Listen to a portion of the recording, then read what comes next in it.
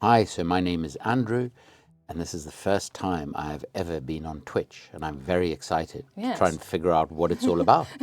Welcome in. Thanks. There's lots of people saying hello, which is really nice. Welcome to Twitch, Andrew. Thank you very much. Yeah, welcome to Twitch, Andrew. All right, it's fine. Audio seems solid. Okay, perfect. Thank you. Well, then welcome to the stream. Welcome to the stream. Welcome to, you can say hello to chat, I guess, who's Hi out there. there. Yeah, so I guess, would you mind introducing yourself a little Sure. bit at first? Yeah, go ahead. So my name is Andrew Feinstein. Mm-hmm. I am from South Africa, as you can probably hear from my accent. But interestingly, my mom was Austrian, so I had an Austrian mother and a South African father. Grew up between Austria and South Africa, and then from the age of 12 mainly in South Africa. I have been based in London for the last 20-something years, and I am an investigative writer and filmmaker and an activist and campaigner. Thank you so much. Yeah, so I guess you know a little bit about me. We met at the bookshop that I work at. You were doing an event there for this book, Monstrous Anger of the Guns. Let's show people. Yes. If you can see that. Yes, you probably can. Great subtitle. I think the subtitle, I like both. I like the title. The title, Monstrous Anger of the Guns, which comes from, is it a Stephen Spendif poem? One of the sort of First World War poets. Yeah. Spoke about the monstrous anger of the gun, but the subtitle really tells you what the book is about. How the global arms trade is ruining the world and what we can do about it. Yes, perfect. Yeah, so I met you for that event. Yeah. You were speaking to, who were you speaking to again? I was speaking with Vijay Prashad. Yes, Vijay Prashad, yes, yeah. Okay, yes, yeah. So I met you at that event, and then I sort of, introduced myself really sheepishly at the end of that. And I was like, I'm South African, and it's nice to hear another South African. I was very excited. Very kind of you to be. I appreciate that.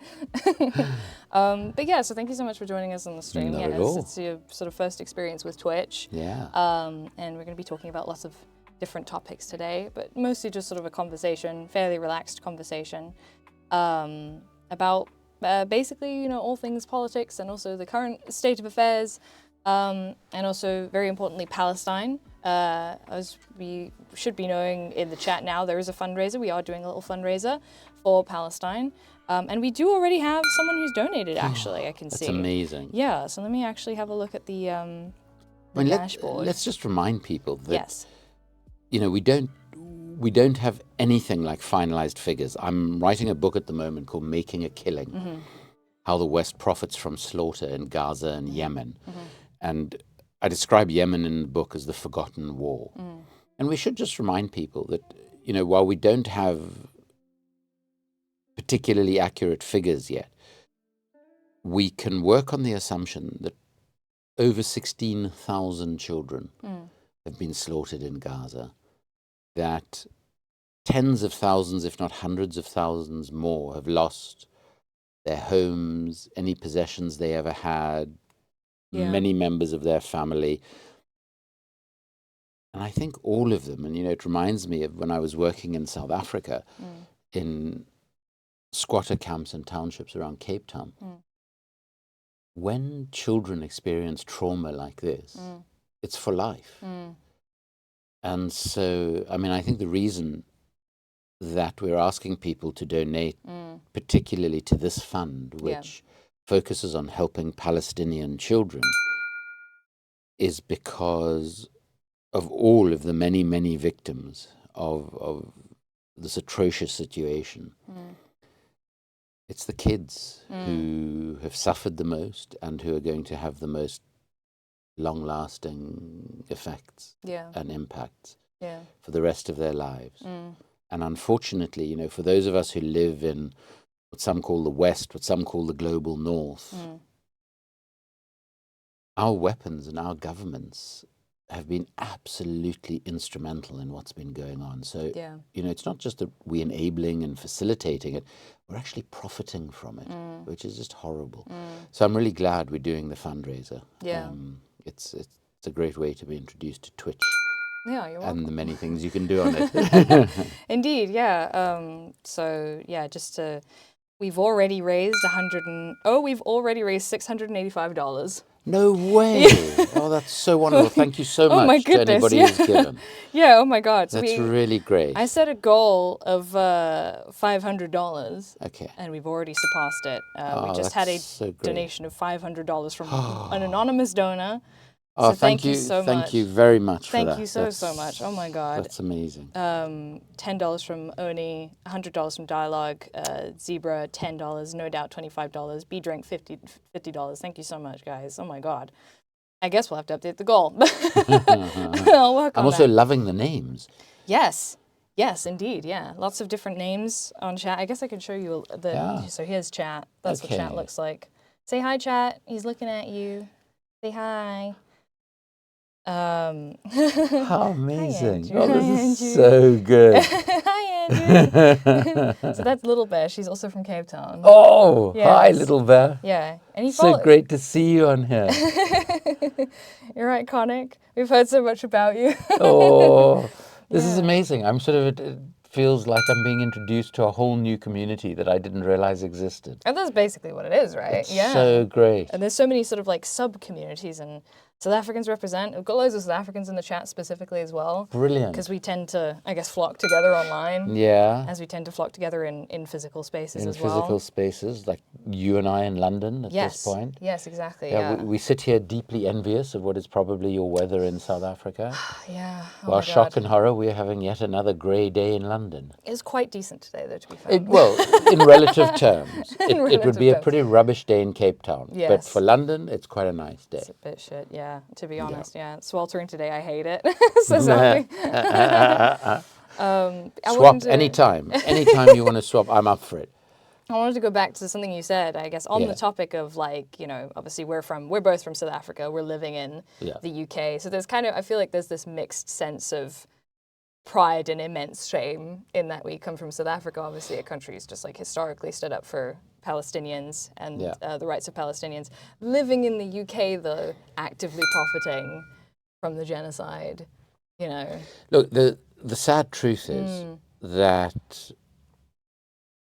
South Africa doesn't profit to the same extent as, say, the UK. But South Africa is very active in the global arms business as well. Yes, yeah, definitely. A lot of the weapons that make their way to places like Saudi Arabia and the UAE, which is central to the Yemen conflict, we're doing some work on weapons that might have found their way from South Africa to Israel, which would be deeply ironic and problematic, given South Africa brought the case at the International Court of Justice against Israel, given South Africa's own history. But, you know, wherever the arms trade operates, ethics and principles just go straight out of the window.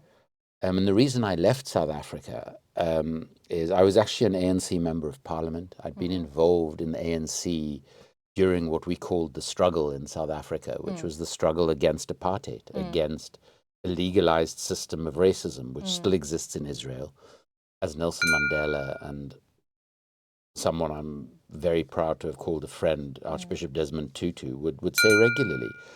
In some ways, Israeli apartheid is even more brutal than we experienced in South Africa. Yeah. And we can talk about that a bit more if you're interested. Yeah, I'd love to know, but, the reality is that South Africa is the biggest exporter of weapons from Africa into other parts of Africa. Yeah. That South Africa has been used as a conduit to get weapons from countries like Germany, Britain and others, to all sorts of incredibly dodgy recipients. I mean, this is an industry that counts its profits in billions and its costs in human lives, quite literally. And that doesn't make us any safer. Most of the trillions that are spent in our defense budgets and fighting wars go onto equipment that doesn't really work properly. And so, for instance, in the US, they've produced the most expensive weapons system ever built in history, something called the F-35 fighter jet. Yes, yeah. That is what you call a stealth jet, so it can't get picked up by radar. Of course, Donald Trump, during his first period in office, thought that what that meant was that if two planes are flying side by side and one's an F-35, the pilot in the other one actually can't see the F-35 because it's an invisible plane. God. Yeah. But the reality is about... That's basically a weapon of mass destruction at that point. Yeah, exactly. But about 2 years ago, what's called the Inspector General of Defense in the US, the person or people who overlook the sort of financing of the Pentagon, which, by the way, has never had a full audit in its history. Which is insane. That's no. I insane. mean, it's the biggest government department on the planet. Yeah. It's also the biggest polluter on the planet. Yeah.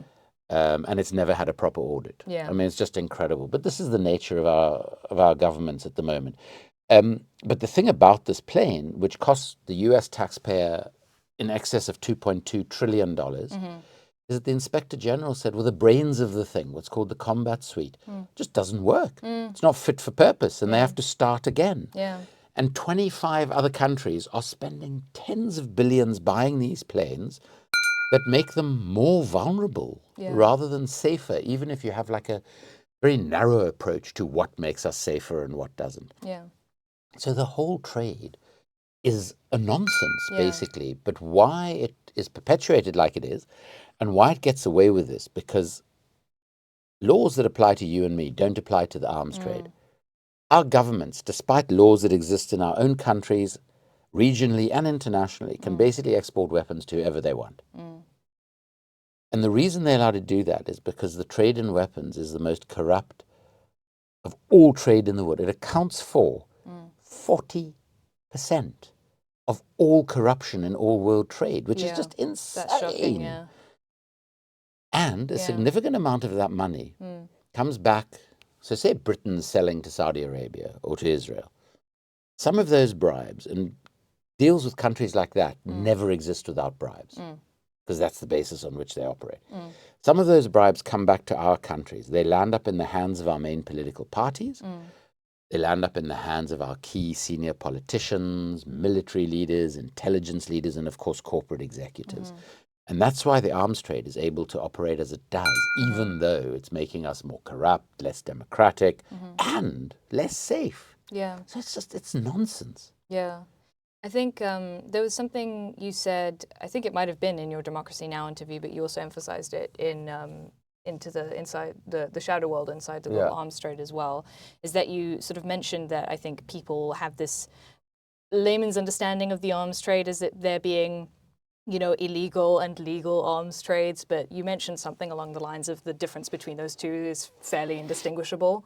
So the reason I coined the phrase, and this is the book that you were talking about, it's called The Shadow World Inside the Global Arms Trade.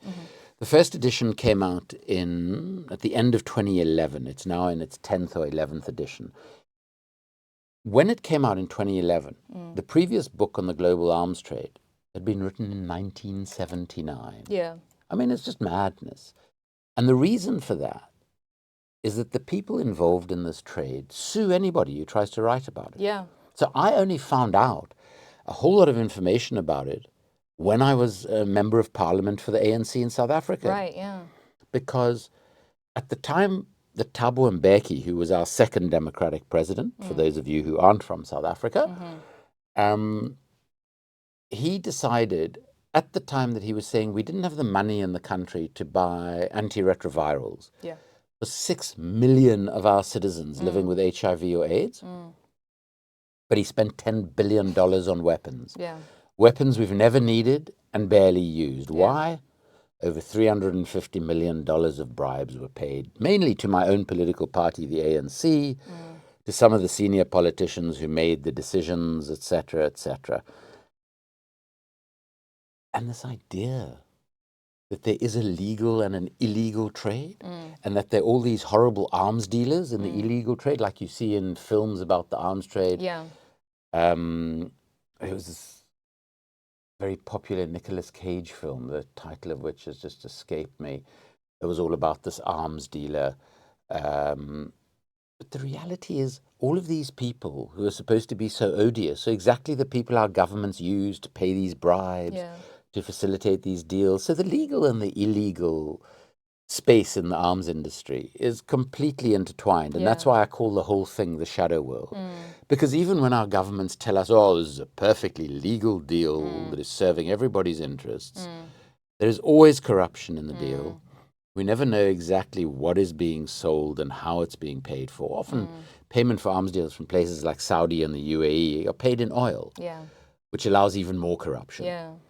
So, it's just, I mean, I should try and explain that I investigate the global arms trade, and I have for over 23 years now, not because I have any interest in weaponry. If you show me 2 handguns or 2 machine guns, I couldn't tell them apart. If you show me 2 jet fighters, I'll say, well, that's a plane. Yeah. I have no interest in that sort of side of it. My Yeah. interest is the window it gives us into the real nature of our politics. Yes, yeah. Into how corrupted morally, materially, politically our systems of government have become. And that's why I've spent the last 2.5 decades investigating this trade, because of what it tells us about our politics, and therefore it helps us engage about what we can do about the state of our politics. Yeah. Yeah, I just want to interrupt to thank Sexy Panda also for the $500. That's crazy. Thank you so much. Sheesh. You've now raised $1,400. This is amazing. Thank you Isn't it so just? much, Thank you so everybody. much, guys. It's just incredible. Yeah, so we're going to be going back and forth between tone in terms of being like, thanks for the donos, and then being like, anyway, back to the arms trade. Well, I have to tell you, talking of switching tones quite a lot, and thank you for making us switch tones. Thank you so much. When the Shadow World, a brilliant documentary film was made of the book by an unbelievable Belgian director called Johan Grimon-Prez. If I whisper, can I pretend I never said this? Yeah, sure. Yeah. So, okay, you can find it on YouTube for free at the moment. Just look for Shadow World Film. Shadow World Film. YouTube. Not from me, though. You didn't hear that from me. And it's the 94-minute version. It's a really interesting documentary. Johan did an extraordinary job of it. And while we were promoting it, we were at one point, Johan and I were doing a live talk show at sort of 10 o'clock at night in central Amsterdam. It's filmed in this glass-fronted venue. Fantastic. So you have hundreds of people looking in as it's being filmed.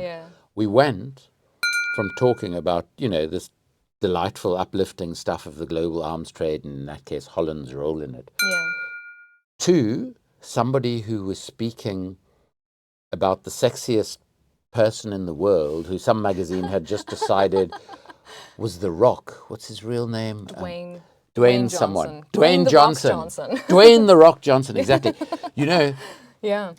In pub quizzes. I mean, he's part of the arms trade. No, he is. He's got like serious arms and everything else. He's got the guns out. Yeah, absolutely. That's the only question I ever get in pub quizzes.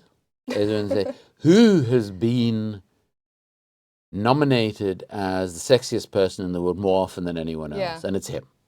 Okay, so that's as far as my trivia goes, and it's because of that program. So I think that's a failure of trivia, actually, yeah, more than anything exactly. else. So Dwayne Johnson, as some of you might know, has not a hair on his head. Yes. He looks as though he's worked out his head as well. I mean, his head looks muscly. It's ridiculous. Have you tried? Have you tried his routine? Yeah, I bang my head against a brick wall repeatedly, and nothing happens. It just gets sore and bloody. So I don't know what he does. But anyway, so the guy, wonderful actually host of this talk show, who was from the Dutch Antilles, and I have to say, a very beautiful looking man. Also, not a hair on his head, and a person of color, like Dwayne Johnson. And he decides, right, this is the next thing. After the global arms trade, we're going to talk about the fact that Andrew and I, the host, obviously understand why Dwayne Johnson has been identified as the sexiest person on the planet. Because we have no hair. And we're like dancing around the set with hundreds of people watching us through the glass. And I thought, okay, we've gone from the reality of the global arms trade to dancing around the set because we're bald men. And that was sort of fairly bizarre. Yeah, quite surreal. Yeah. That sounds quite surreal, So you're not unused to tone shifts then? No, I'm not. I'm not. Quite the experience, okay. I guess I wanted to go back, if that's okay, just to obviously, so the title of the book is The Shadow World. You coined this term. And it's such an appropriate title because, a shadow follows an entity everywhere. And that really is kind of how the arms trade is, especially when it comes to government and our politics. They're just inextricably tied to one another, right? One can't go without the other. I guess I'm interested, could you talk a little bit about what you feel is the general understanding of the arms trade from the public, and then how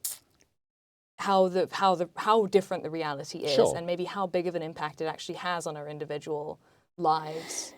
Yeah, I think in reality. And here, we've got to call out the traditional media, the mainstream media. Because if that's all you watch and read, you have this sense that the trade in weapons, that the companies that make weapons, some of you might have heard of Lockheed Martin. Yes, yeah. In the UK, the equivalent is a company called BAE Systems, who paid £115 million of bribes on the South African arms deal that I tried to investigate as an MP, and which is why I got forced out of Parliament. I'll ask you more about that later. Go ahead. And, if you read this stuff or watched this stuff, you'd think, wow, this is such a great industry. It's so central to our national security and defense. Yeah. If it wasn't for that industry, we would have been overrun by these hordes of I don't know whom. So part of what the media and the industry does, it creates this permanent level of fear in all of us, that there are all of these threats to our way of life, whatever the hell that's supposed to be. A lot of sort of what I would describe politely as white nationalists, what I describe less politely as racist white supremacists, which is what they are, talk about this way of life.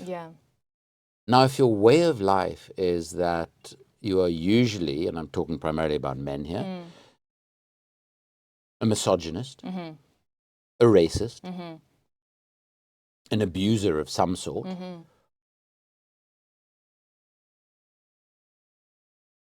that's the way of life that we need to defend. If that's it, then I'm opting out. Yeah, I'm fine. And I'm an old white guy. From South Africa. From South Africa. So, that's it's not a good aspiration as far as I'm concerned. But we're told that this wonderful way of life is under threat. And that it's these brilliant weapons makers and our extraordinary politicians and governments who are there to protect us, who, in our interests, export this stuff everywhere in the world. So that's what we're told. And there are always flags flying when these companies are spoken about and when the politicians are visiting the factories or, riding in tanks. There was that famous picture of Margaret Thatcher sort of sticking out of a tank with one of those helmets on. And that's because she was about to lose an election and had to invade the Falklands in order to save her political career. And then Boris Johnson tried to do the same with, that incredibly carefully curated, messy white mop of hair that is supposed to somehow give us the sense that this awful, evil, right-wing brat child is somehow great fun and a good guy. So, and then there's him sort of half falling out of the tank with this helmet, of course, on the side of his head and all of this sort of shit. And now the most recent we've seen is my own MP, who's our Prime Minister, Keir Starmer. He's my local MP for my sins. In military fatigues. God, that's so... and all you see is that he has like the spindliest legs on an old white male that we've ever seen. And quite why they think they have to play this role is because this is now the nature of our politics. There are all of these threats, and we, the established order, is all that is protecting you from all of these terrifying things. And frankly, and excuse my language, but it's bullshit. It is bullshit, And the reality is the following. This industry wastes more of our money, public money, than any other industry on the planet. It's the key way, and this is the great achievement of late neoliberal capitalism, if I can call it that. Or if we want to call it in, more accessible terms, the shittest economic system the world has ever seen. Okay. No kidding. The most exploitative, the most unequal. This is the key achievement of this form of capitalism, is turning public money, our tax revenues, wherever we happen to live in the world, into private profits. That's what our economic and political systems do. And the arms trade is the ultimate place in which you do this. Yeah. So every year, regardless of what is happening in the world, because there's so many things to be fearful of, it doesn't matter, our defense budgets go up. The United States of America, if you include its defense budget plus what it spends on conflict, spends just below $1.5 trillion a year on this. Okay? Now, the United States has been involved in more conflicts since the Second World War than any other nation on earth. It is so-called won, and I don't know, calling winning a conflict is quite a weird notion anyway. But Yeah. Nobody really wins. at right? a push, you could argue the United States has won one conflict since the Second World War. That was when it invaded Grenada. Now, Grenada is a tiny little island in the Caribbean that at one point in the 1980s had a socialist prime minister. So when Ronald Reagan was under political threat, he couldn't invade the Falklands because Maggie had done that. So he invaded Grenada to save our way of life in America. Like this little Caribbean island was threatening the white racist capitalist misogyny of the United States of America. And you could argue they won that because they toppled the democratically elected leader. Classic. And, US. This money is money that should be spent on the stuff that we, as ordinary human beings, need. So, fighting the climate catastrophe. That would make wars completely unnecessary because there would be no planet to have them on. Dealing with global pandemics. Dealing with the most extreme levels of inequality that we have seen in hundreds and hundreds of years in the world. So that, in Britain today, we have more billionaires than we've ever had in our history, but we've also had more families needing to use food banks to feed themselves than at any time since the end of World War II. So inequality, families just being able to eat enough, to have a decent roof over their heads, to have clothes, to get a decent education, to have a health system that actually functions. All of these sorts of things get no money because our defense budgets increase. And how does that work? I'm going to give you one very quick example because I know I'm giving you a ridiculously long answer. No, this is the point. But it sort of sets the tone to understand this whole trade. Let me give you just one example, and sadly it involves my local MP. So when Keir Starmer became leader of the Labour Party, after a chap called Jeremy Corbyn, now the British state and the British establishment had to ensure that Jeremy Corbyn didn't become Prime Minister because one of the things he undertook to do was on the first day he would be Prime Minister, and he came within about 2,300 votes of actually being Prime Minister. He said he would suspend all UK arms sales to non-democratic countries. So, sorry Saudi Arabia, sorry Israel, sorry the United Arab Emirates, etc., etc., etc., etc. And the problem with that is that stops the flow of money into our political systems. Yeah, because that's where all the money is. Exactly, that's what the arms trade corruption does. So, we had a senior general in the British Armed Forces say we would have to consider a coup if Jeremy Corbyn came to power.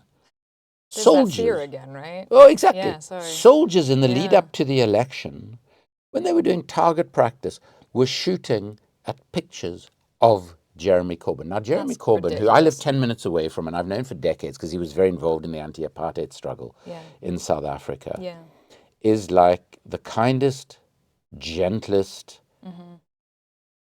avowedly anti-racist person I've ever come across. Okay? But the system can't have someone like that. So Keir Starmer gets to replace him by lying. And the one good thing about my local MP is you don't have to guess when he's lying. Absolutely not, yeah. Because every fucking time his lips move, that man is lying. Absolutely, yeah. But at least, for simpletons like me, it makes it easy. Keir Starmer becomes leader of the Labour Party, claiming he's going to follow Jeremy Corbyn's policies. And then within weeks, he goes like 180 degrees in the opposite direction of everything that Corbyn stood for. the membership of the party goes from like way over 500,000 people to like about 200,000 odd and continues to fall by the day. Who funds this guy? So, first of all, a chap called Trevor Chin. Okay. What is Trevor Chin's main interest? Well, he's a multimillionaire or billionaire, I'm not sure. Doesn't want a wealth tax. Great. Doesn't want big taxes on corporates. Great. Or rich people. Yeah, lots of green flags. He also at the time chairs something called the Jewish Leadership Council, which is a sort of a body that oversees all of what we call the communal Jewish organizations. So the mainstream Jewish community organizations, which tend to be politically very conservative and believe that if you as much as cough when you mention the name Israel, you're an anti-Semite. No criticism of Israel is tolerated, regardless of what Israel does. So Trevor Chin's one of the biggest donors. Who becomes the next biggest donor? A chap called Gary Labner. Okay. Now, some people in South Africa might recognize that name because his father, Bertie Labner, started an industrial group called Plate Glass. Okay. And was quite pally with the apartheid state in South Africa. Gary is the son, inherited all the money, no real interest in politics, except no wealth tax, no corporate taxes, and no criticism of Israel. Yeah. Then, the biggest donor to the Labour Party's recent election campaign, to the tune of over £4 million, is a private equity fund that invests exclusively in fossil fuel companies and arms companies. So are we surprised when Keir Starmer gets elected Prime Minister and follows a right-wing political agenda that on some issues is actually further to the right than the bloody Conservative parties, who were probably the most right-wing Conservative party in history? Yeah. In his first budget, all government departments get massive cuts across the board. Health, education, benefits, whatever you can think of, climate. The defence budget gets a £3 billion increase. And Keir Starmer, who, to put it politely, because I'm a very polite diplomatic person, Which you needn't be, but okay. is unbelievably shit at politics. Okay? Now, the joke that was Boris Johnson, it took 500 and something days before his government's support fell below 30%. Gordon Brown, who was a very smart man, but not a very good politician, not very charismatic, 775 days before his government fell below 30% support. My MP, Keir Starmer, our current Prime Minister, is a record breaker. Took him just 70 days. That's how shit at politics he is. Yeah. Okay? So, in his first budget, he ensures that the circle of turning public money into private profit continues, and he knows that even if he doesn't survive more than a few years in this office, he is going to go off and get a multi-million-dollar job with one of the world's awful huge corporations. It's a win-win, because that's right? how it works. Yeah, it's a win-win, right? And that is the reality of the global arms trade, rather than what is presented to us by our media. Yeah. No, I think that's such a... And sorry, I should just say, No, go ahead.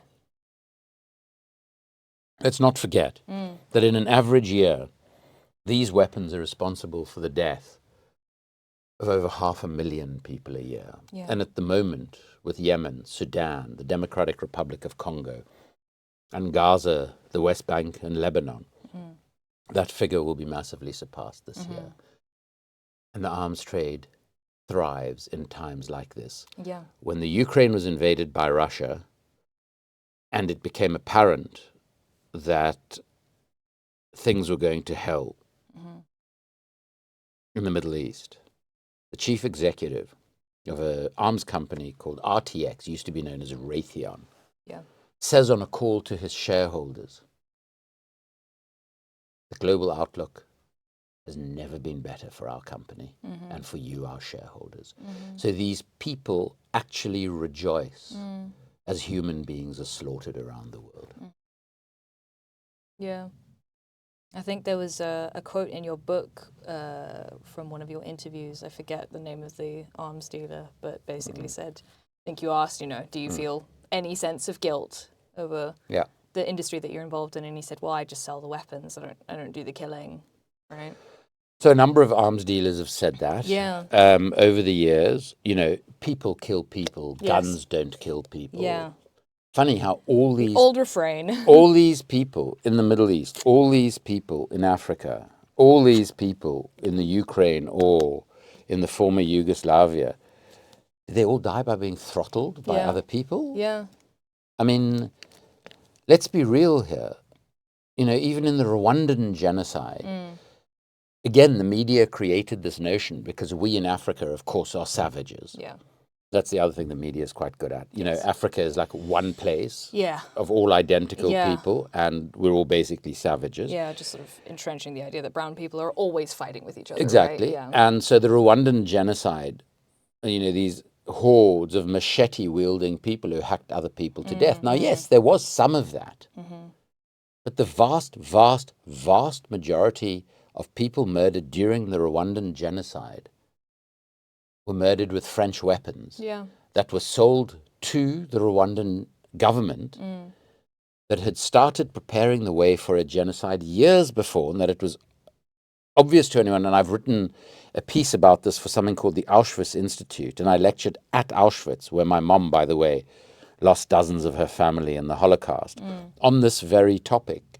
If anybody had been interested or thought that Rwanda was worth caring about, we would have known 5 years before the genocide that it was coming. Yeah. And who sold these weapons to Rwanda? The son of the then president. The president was Francois Mitterrand, supposedly a socialist, whose son had an office in his office in the Elysee Palace, from where he sold the weapons that were used in the genocide in Rwanda. Yeah. Yeah. And does anybody ever land up in court, let alone in jail for any of this? Of course not.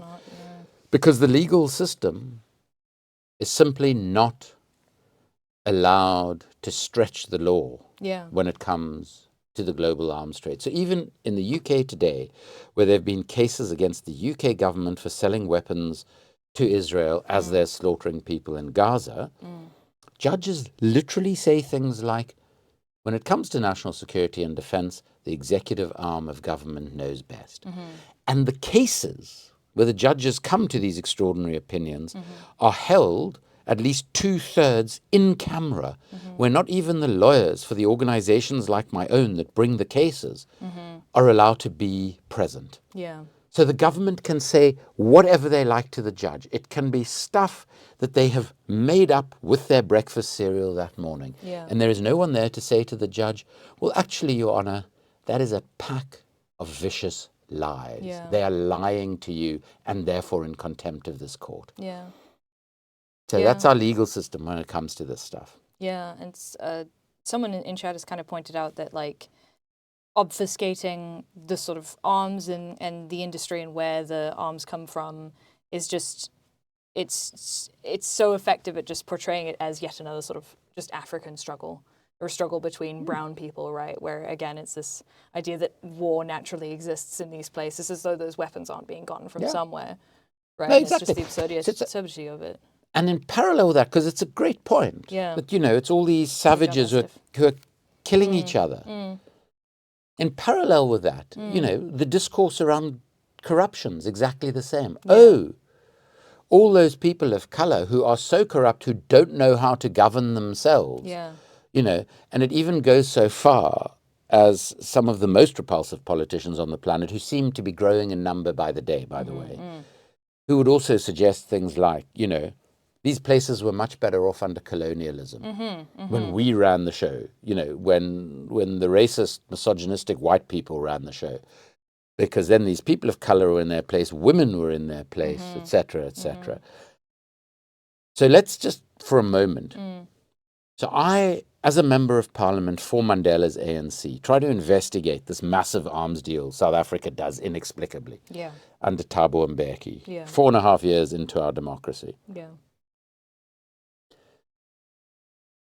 $350 million of bribes paid to various key South African people. Yeah.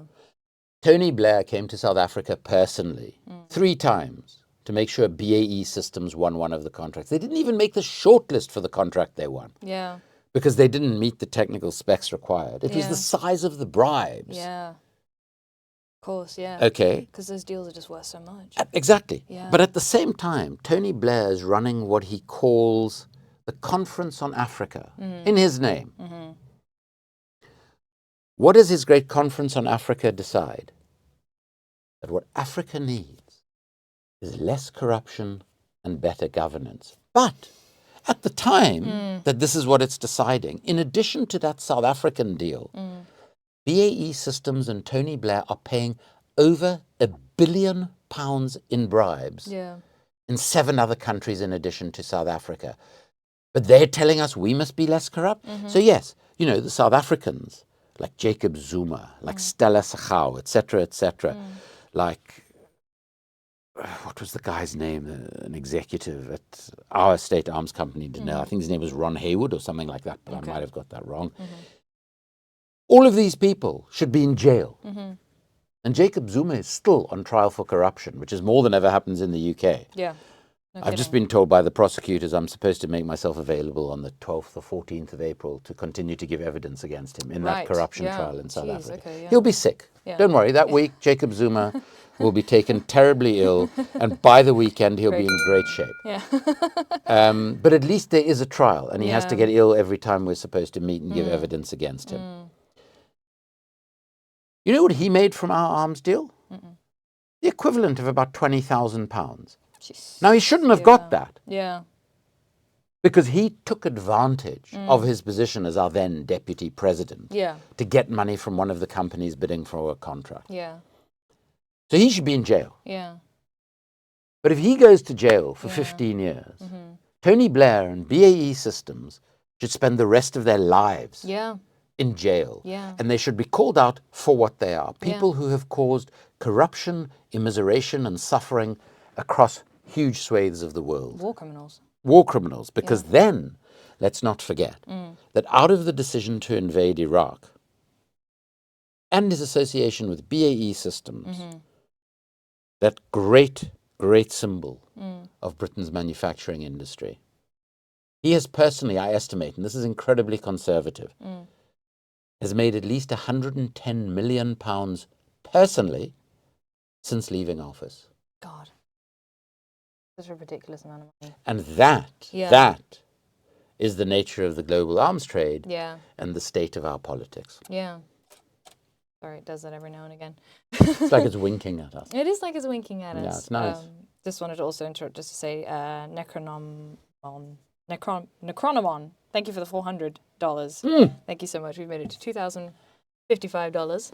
So Twitch is this community of incredible people Of who are also incredibly very generous. People, yes. And also, Thank you so much to all of you. Yeah, just wonderful messages as well. I'll just read some just so you know what people are talking about in the chat as well. Any UK politician talking about corruption when the revolving door between the media, private consultancies and the government exists.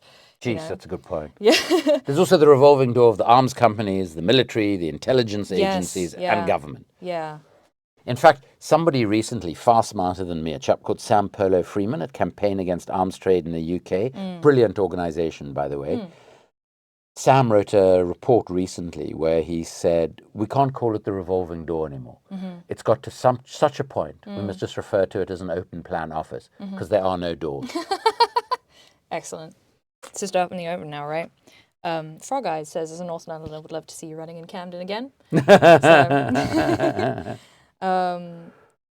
So then I wanted to ask you, I had a couple of sort of follow-up points. Just the note that you mentioned about, creating fear, creating the sense of external threats all the time. I mean, it's, we see that on a microcosmic level in just how reactionary politics function in general. Yeah. Obviously, of creating, scapegoating trans people of color, creating fear around these and these imaginary threats to life and white culture, etc. Right? And then obviously we see it on this global scale in the forms of the arms industry and sort of militarism. I also wanted to ask you, sort of changing direction a little Yeah. bit when you mentioned obviously Jeremy Corbyn and sort of working with the Labour Party. I just wanted to... Sure. I wrote down a question for this. Yeah, go for it. So while Yeah. you're looking for that question, let me Totally just fine. say, Yes. you know, a guy called Václav Havel, who was a brilliant playwright in communist-controlled Czechoslovakia, as it was then called, Yeah. sort of accidentally became president of the country after what they described as the Velvet Revolution. And like many of us in South Africa, never expected to be like a real politician. Yeah. And suddenly was one. Yeah. Czechoslovakia, shock and horror, was confronted with this awful corrupt arms deal very soon after its revolution. And I landed up having a conversation on the telephone with Havel just a few months before he died about this. And he said to me something that he's written about a lot. And I didn't support all of his politics. We had quite a few differences. But he was a lovely, lovely man, incredibly smart and very kind and generous. And he said to me, you know, because of the sort of money involved in politics and the sort of power that you exercise, only the most moral of us should go into politics. He said instead, because of the amount of money involved in politics and because of the amount of power involved in politics, it is the least moral amongst us who land up in politics. Yeah, absolutely. And that's just the reality. And these least moral have to find an other. There always has to be the other to demonize. Yeah. And of course, you know, marginalized communities, voiceless communities, minority communities will, you know, defined in every possible way, will always be the other at a moment. I mean, I remember when, you know, China and Russia were in Western terms behaving themselves. Yeah. So we needed another enemy. And we have, you know, like a pop-up enemy, but like pop-up shops. North Korea. Yes. Okay. Very convenient. Whenever Russia and China are doing, you know, we're talking to them and they are biggest, well, China, you know, our biggest trading partner, this, that, and the other. So we can't really go to war with them. Yeah.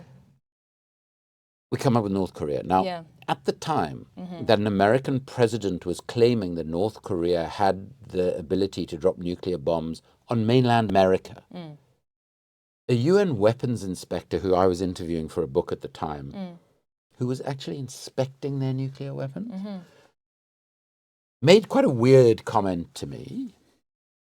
He said to me, North Korea's nuclear prowess should be compared to the sexual prowess of their glorious leader at the time. Now, I didn't know much about the sexual prowess of their glorious leader. Wasn't something I'd sort of given much thought to. This guy said to me, he was an older man. He said to me, the glorious leader of North Korea has certain difficulties when it comes to having sex. Okay, I really didn't want to hear more details, to be honest. He said, well, let me, and you'll understand why he was telling me this rather sordid story in a moment. He said to me, the country's nuclear prowess and abilities reflect their glorious leader's sexual performance. They could not even get a nuclear weapon across the 30-kilometer wide demilitarized zone. But according to the American president at the time, who supposedly has the best intelligence on the planet, their nuclear weapons were literally about to hit New York, California, Boston, and of course Texas. That would be their first target, Miami, etc., etc. So this is the sort of nonsense that is spewed. And people just believe it though. When it comes to North Korea as well, like it's such a useful. No, it is, because no one knows anything about it. Exactly, so, right. You know, where it's like the news that we get out of North Korea is as believable as it is unbelievable. In terms of we just don't really have that much verified. You know, information about it. I think when I lived in Japan for 2 years. There's a Japan command. You can activate it now because I mentioned it a lot on stream. But I lived in Japan for 2 years, and when I was there was one of those North Korean missiles. And obviously the Japanese in particular, obviously quite racist towards the Koreans, North Koreans especially. That's their sort of number one feared enemy, right? They'll say is Russia and North Korea. And I remember when those missiles happened, there was such a panic about it, such a panic about it being like, oh, clearly they're testing the missiles to attack Japan or whatever. And it was funny because it was clearly like a failed, not very effective missile because it just went into the ocean and everyone's like, ah! No, it's incredible. Yeah. And it reminds me a bit of South Africa, and you're too young to be able to remember this. In the late apartheid years, when I was at school, we had to register for compulsory military service in the apartheid military at the age of 15 at school. So these army people would come to your school, and I was, of course, at an all-boys, all-white government school in Cape Town. Yeah. And we did cadets. We played at being soldiers every Friday afternoon. This guy would come and he would say, right, we're signing you up for military service. You're going to have this extraordinary honor of defending the homeland, the motherland, whatever they were calling it that day. And we were involved in a conflict, South Africa, with the Angolan state, which was a state that had a lot of support from Cuba. And in fact, they destroyed apartheid South Africa militarily at a key battle that was actually quite instrumental in the collapse of apartheid ultimately. But this is when, and they denied we were ever in Angola at all, in any way. The guy comes in and he says, so we used to refer to the Angolan border as the border where this conflict was happening. Right. He said to us, so you've probably been told that there's a communist behind every bush in Angola. It's not true. There are not enough bushes. And the Incredible. way, people used to speak about Nelson Mandela as this communist ogre who, if we ever let him out of prison, and by the way, Margaret Thatcher privately told the apartheid state they should have him killed in prison. Great. It was too dangerous to keep him alive. Classic Thatcher. Yeah. Yeah. So we were told, he was going to take, obviously, our cars, our swimming pool, our houses, rape our daughters, drive us into the sea. That was the rhetoric of the apartheid era. That's what this Mandela person was. Yeah. And then the guy gets released from prison because even the right-wing leader of the apartheid party at that point realizes the game is up because the economy had collapsed. Yeah. Thanks to BDS around the world Yeah. and thanks to South Africans making the country ungovernable. Yeah. So he comes out of jail. And, I was in the UK then studying. Yeah. And we all sort of on our TVs watching this man myth come out of jail. And of course, in South Africa, it's important for those who aren't South African to be aware of this. You weren't allowed to have any sort of image of Mandela or the ANC or any of our leaders. So none of us knew what he looked like. Yeah. And this old grandfather walks out of jail who looked like, I don't know if any of you know, there was an old TV program called The Muppets with these great puppets. He looked like Kermit the Frog with grey hair. And this was the communist ogre who we all had to be terrified of. Yeah. And you just think to yourself, it's a farce, right? Yeah, man, I want to go and have tea with this dude and have a chat. Yeah. But he's going to slit my throat. Yeah. This. Yeah. And this, these are our politics. Yeah. And the fact that our traditional media, who are basically, and it's very important to understand this, are basically owned by the same financial institutions that own the defense companies, that own the fossil fuel companies. Yeah. So the same people are making huge amounts of money out of all of this. These are the people who we should listen to when they describe the reality of our world. Yeah. And these are the people who have determined that the only way we can live is the way that they've decided, which is, again, what I describe as the disaster of late neoliberal capitalism. Yeah. Yeah, absolutely. It's Sorry, but I took your. You wanted to ask me another question. No, that's okay. That's okay. We're here to get distracted today. I'm very good at distracting. And so am I. That's why Let's try and out-distract each other. You will have to forgive me. Every now and then, I just have to okay. check an app on my phone because I have my little electric car That's okay. that is charging, and at some point, I might have to just slip out That's okay. and get it so it doesn't get towed away or something. That's okay. That would be so frustrating. That would be annoying. If I had enough charge to get home and then someone tows my car away. That would be very annoying. Yes, no, definitely. Yeah. We don't want you to get towed, don't worry. A little bit says it's a South African trait to be distracted. Isn't it just? Yeah, I guess. So I wanted to ask you, because definitely that same sort of villainization happened, I feel like, to Jeremy Corbyn as well during his run, right? Like, lots of people calling him a communist and sort of fear-mongering about that kind of his... Specifically, he was called publicly an yes. effing racist and an anti-Semite. Yes, yeah, exactly. And I wanted to ask a question, basically, it's a little bit of a pivot, still kind of generally relevant, but especially in the Anglosphere, it feels like there's always seems to be the sense of disappointment in the left in terms of attempting to work with centre-left and liberal parties, like Corbyn and Labour, Bernie with the Democrats, etc. And I guess I wondered if you could talk about to what extent do you believe these attempts to work inside of these liberal parties, these centre-left parties, is worth it? To what extent do you think it's wasted energy? Geez, that's a great question. Yeah. It's a really, really good question. So, and I'm going to give an incredibly muddled answer. So I'm going to apologize okay, that's what we're here for. At the outset. Yeah. I can be muddled on Twitch. Is that a thing? Yeah. Okay, good. Of course. That's all right. most of it. This is my place then. So I believe that political struggle, and that's what we're engaged in. Yeah. I know it sounds a bit dramatic and a bit revolutionary. No, but it is, though. But of course it is. It is a struggle, yeah. We're actually involved in a struggle at the moment for the survival of humankind. 100%. Look at the sort of human beings who have access to nuclear weapons. Yeah. I mean, I wouldn't put those people in charge of my snacks, for God's sake. I just wouldn't trust them to look after them. Yeah.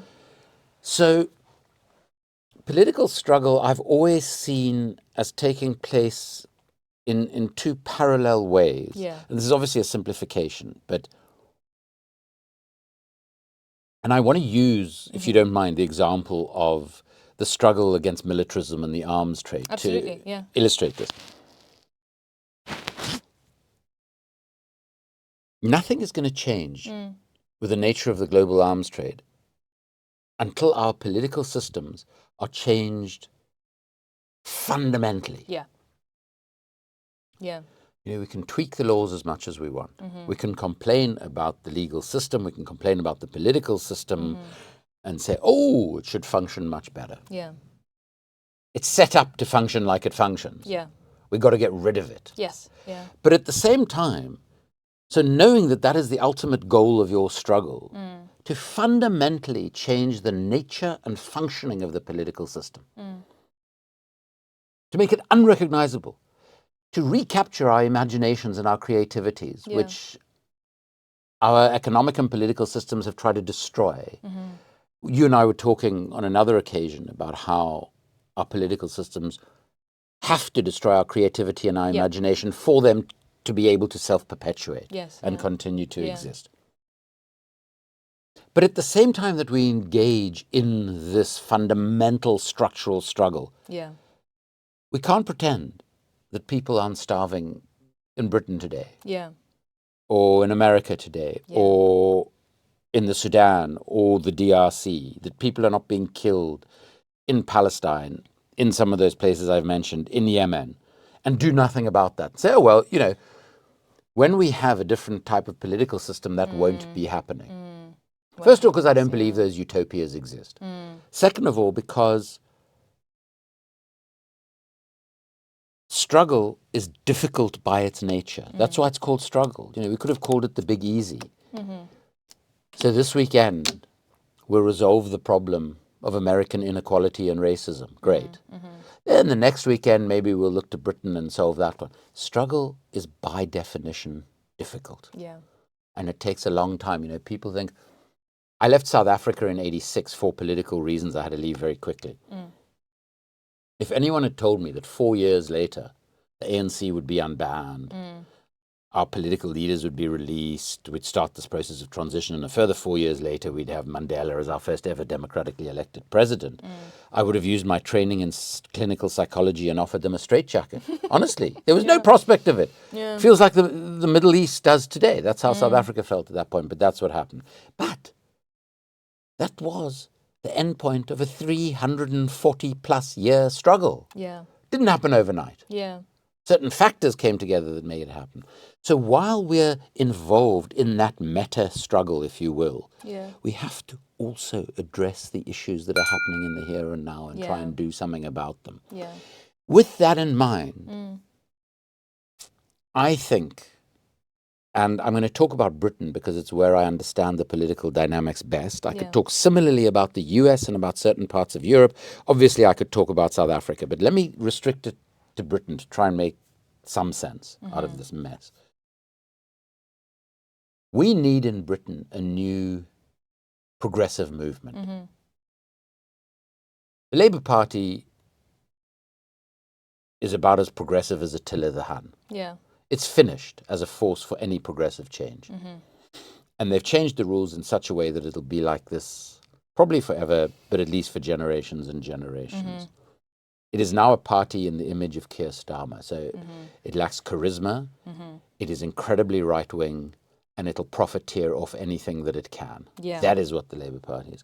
The Conservative Party at least is honest about what it is. It's a right-wing racist party. Yeah. And then you have further to the right of that, you have people like Nigel Farage, who are populist, far right-wing racists, effectively. Yeah. Okay. I don't think all of their supporters are by any means, but I think the leaders are, and I think they manipulate that politically. Definitely, yeah. That progressive movement, which needs to come from the bottom up. So since the last election, a whole lot of local community initiatives have started all over this country. Yeah. From Newcastle to Camden, where I live, from Brighton to Preston to Ilford to, all sorts of places around the country. Local people effectively taking back what they regard as theirs. So saying to their council, we fund you. Deliver decent housing now or face the consequences of the wrath of this community. We need to build that into a national movement that is rooted locally, that is also a broad and open church, where everybody feels welcome. And at some point, that movement will probably need to become a political party and actually contest state power. Yes. So try and pressurize the state as it exists locally to deliver what it's supposed to deliver but never does. Yeah. And at the same time, try and challenge for state power. Why? To get into state power, to fundamentally change the nature, structure, and functioning of that state power. Yeah. Because our political system in the UK today is not fit for purpose. Yeah. We need to have a different electoral system. We need to have different sort of people who stand to represent their communities. Yeah. Because I look at this parliament of hundreds and hundreds and hundreds of people. Yeah. They represent themselves, their own avarice and ambition, their billionaire donors and their corporate funders. They don't represent any of us. Yeah. I mean, we have a government that won huge number of seats, forgetting to mention to us that there was the lowest voter turnout since universal suffrage was introduced in the UK, because so many people thought there was no point voting because all the bloody parties were the same. Yeah. So, in trying to contest state power to effectively completely change that state power, you've got to ensure that you can't have career politicians doing that, because they'll never do that. Yeah. So you've got to have, if someone wants to stand from a community, the community has to identify them, has to train them, has to literally sign a contract with them about how they are accountable to that community and what happens if they stop being accountable to that community. And nobody should serve for more than 1, maybe 2 terms, then go back into their community and do whatever they were doing before. So fundamentally change the nature of democracy.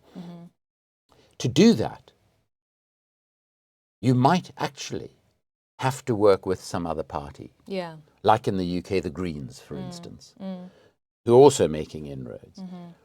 And I don't think that's a problem. It doesn't mean you have to accept everything that they stand for or that they do. But you can make strategic alliances. But you can only make strategic alliances if you have a basic set of principles and you won't violate those principles. The moment you start moving your line in the sand, is the moment no line in the sand exists.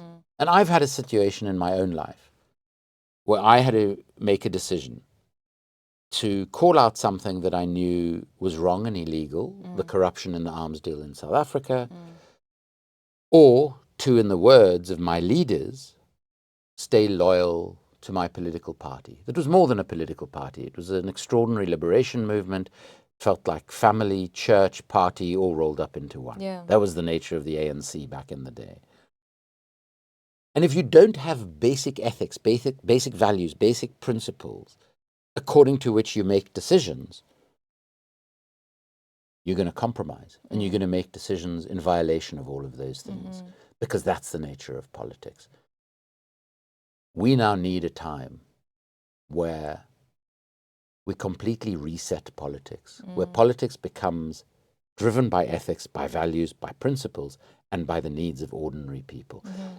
And to get to that point in changing those politics, if you have to have temporary strategic alliances with groups in the center or on the center left, or even some that describe themselves as left that I would argue are no such thing, then maybe you have to do that. I wouldn't rule that out altogether, and it can be frustrating.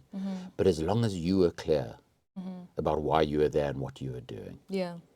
And that's the problem. We don't have we have barely anyone in politics who has those lines in the sand. Yeah, definitely. Yeah, and it's the sort of Overton window of acceptable politics has shifted so much. Oh, What feels like absolutely. the past, 5 years, obviously it's been like a fairly slow burn, but it feels so accelerated in the past, 5 years or so that like it feels like everywhere has this situation of choosing between a rock and a hard place. People that just don't Absolutely. represent them at all. So then, yeah, I mean, had a situation where most people voted in the UK just to get the Tories out. Yeah. Yeah, And then they realized they just voted in another Tory who they actually like even less. Yeah, exactly. Yeah, it was very hard to feel happy about that election. I remember sort of friends being like, "Well, at least the Tories are on." I was like, "Well." No, they ain't. No, they they're just not. call themselves something else. Yeah, exactly right. They just call themselves something else. But the whole time, and I'm sorry to lather on about this, but it's so important. This is all being done with our money. It's our money. Yeah. And Mandela said to us in Parliament, he once said to us, the caucus, the ANC MPs, walked in, he said, "Who here thinks you're important?" And he knew that a few people would put up their hands. And he said, "Right, the moment you think you are more important than the people who put you here, who you are here to represent, is the moment you're of no value to them, you're no value to this parliament, to this movement, to this country." He said, "Our salaries are paid through the hard-earned money of ordinary people. Everything we do in government is done with their money on their behalf." And boy, oh boy, most of those bloody people forgot that message the moment he retired and walked out of office. Yeah. But it applies around the world. Yeah. Never been more important than it is today. Absolutely. I want to take a moment just to look at chat and also look at the donations. We had donations. Grizz, thank you so much for the 25. Bluish for the 25. Anonymous for the 50.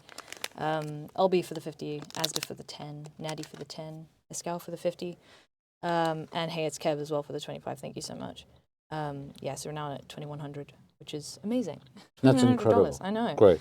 So thank you so much. The fundraiser is obviously still going. I think I wanted to ask you a question about. I'm trying to remember what I wanted to ask you now.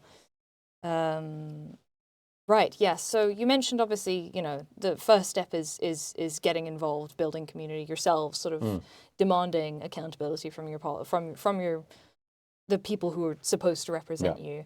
How would you suggest that people get involved in politics? I'm going to talk a little bit about sort of community building and how Twitch is sort of used for community building. And we have, lots of like-minded people, and it feels like on social media there's so many like-minded people, but it just feels like it's not having the real-world impact that we'd like it to. So, I guess what would you say are the steps for people wanting to get involved in politics, transforming it from just how they feel inside their own home to then also participating in it, outside Sure. actually having an effect.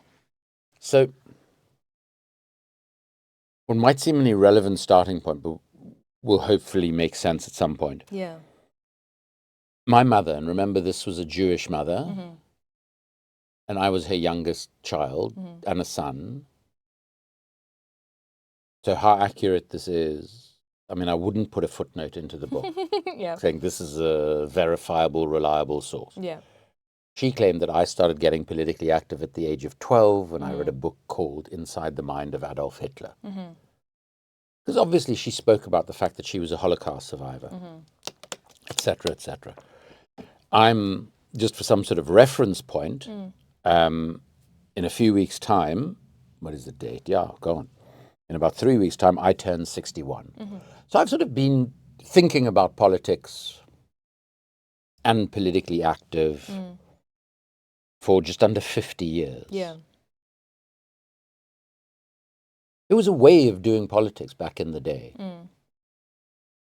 And the left almost prided itself on the lack of inclusivity in the way that it did politics. And then I came to be involved in the liberation struggle in South Africa. And the liberation movement, which was led by, but not restricted to by any means, the ANC, was an incredibly broad church. You know, there were people within the movement who literally economically were Thatcherites. Cared for human rights as well, unlike Thatcher. But there was one little group who were like syndico, I'll get this wrong, but something along the lines of syndico anti-feudalist anarchists. Yeah. Economically. Yeah. I've absolutely no idea what that meant. Yeah. I mean, I'm a big fan of anarchism politically, but I don't know what that particular thing meant economically, all right? So, and everything in between. Yeah. And that opened up a whole new vista to me, and it was very exciting because everybody who was committed to South Africa's liberation from apartheid was welcomed.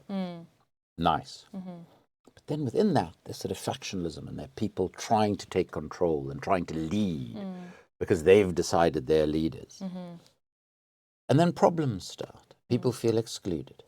Now we're in an age where, in addition to normal run-of-the-mill, on-the-ground political organizing, which is really about getting people together to think about issues that they want to change, that desperately need changing, and how they go about trying to change them, we obviously now have social media in forms that I barely understand. I mean, the fact that I'm experiencing Twitch for the first time is just ridiculous.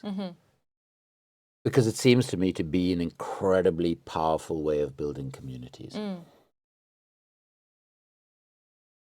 We have to try and find a way to take the advantages that things like Twitch offer us in the building of communities, where we would never have had the opportunity to build community before.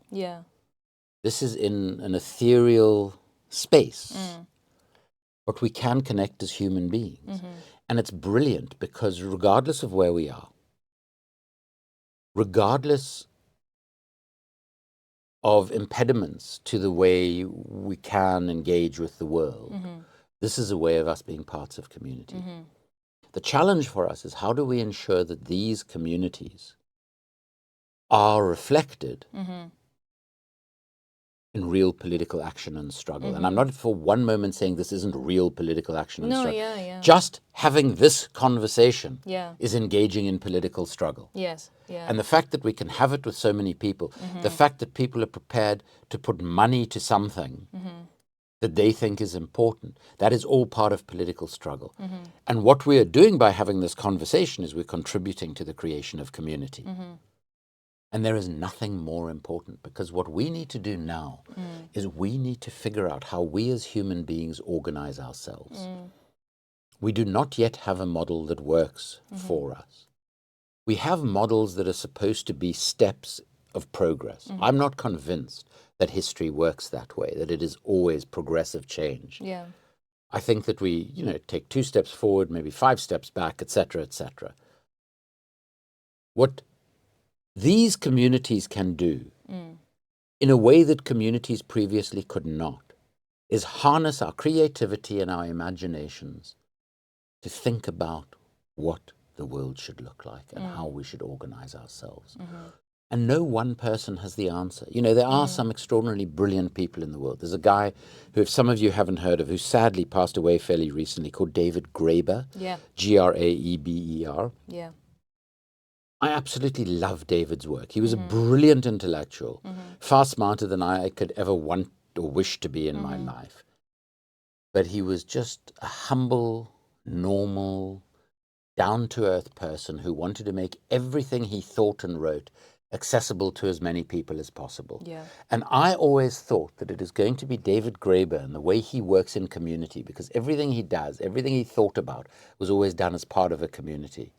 That is the way we're going to figure out. Yeah. Because what we're in at the moment, you know, Gramsci, Antonio Gramsci, the Italian political theorist and, some would argue, quite wild activist, argued about this point of interregnum, that the old dies and we know it's dead, but the new has not yet been born.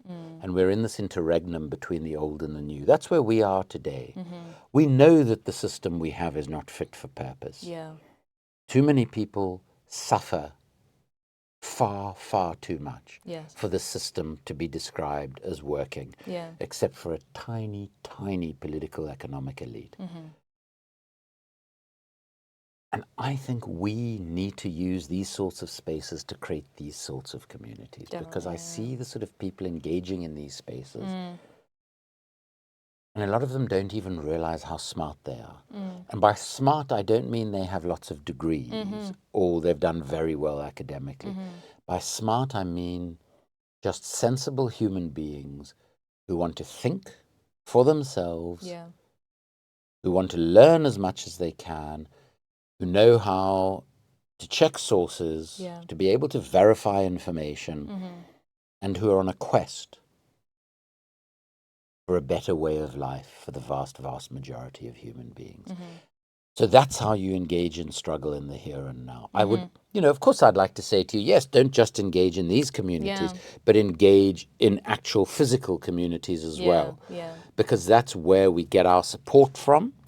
But I think these communities can provide that support as well. Definitely, yeah.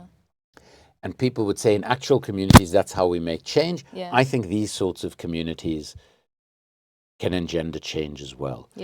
What I don't know about, because I don't know enough about these communities and I'm simply not technologically smart enough, is to understand how we ensure that there is an intersection and an intertwining of these communities and physical communities.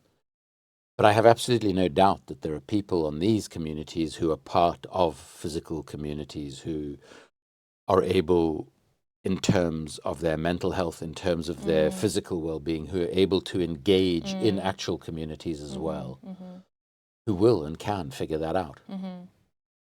Absolutely. I have great faith in ordinary human beings.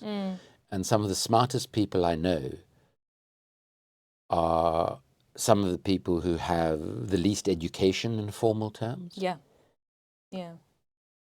But who are simply wise people. And some of them are very young. You know, this notion that you live a long time and you acquire wisdom. As I look around me and my contemporaries and my generation, I think the longer we live, the more stupid we become. And I have great, you know, the thing that I love about this awful time in our history, and I know that sounds silly, I work with a huge number of young people around the world, sometimes virtually, sometimes physically. I have never known a generation like this. Smart, using new ways of creating community, and I have absolutely no doubt that your generation will look at what we've done and say, well, you effed that up really badly. We're not going to sit around and let the same thing repeat itself.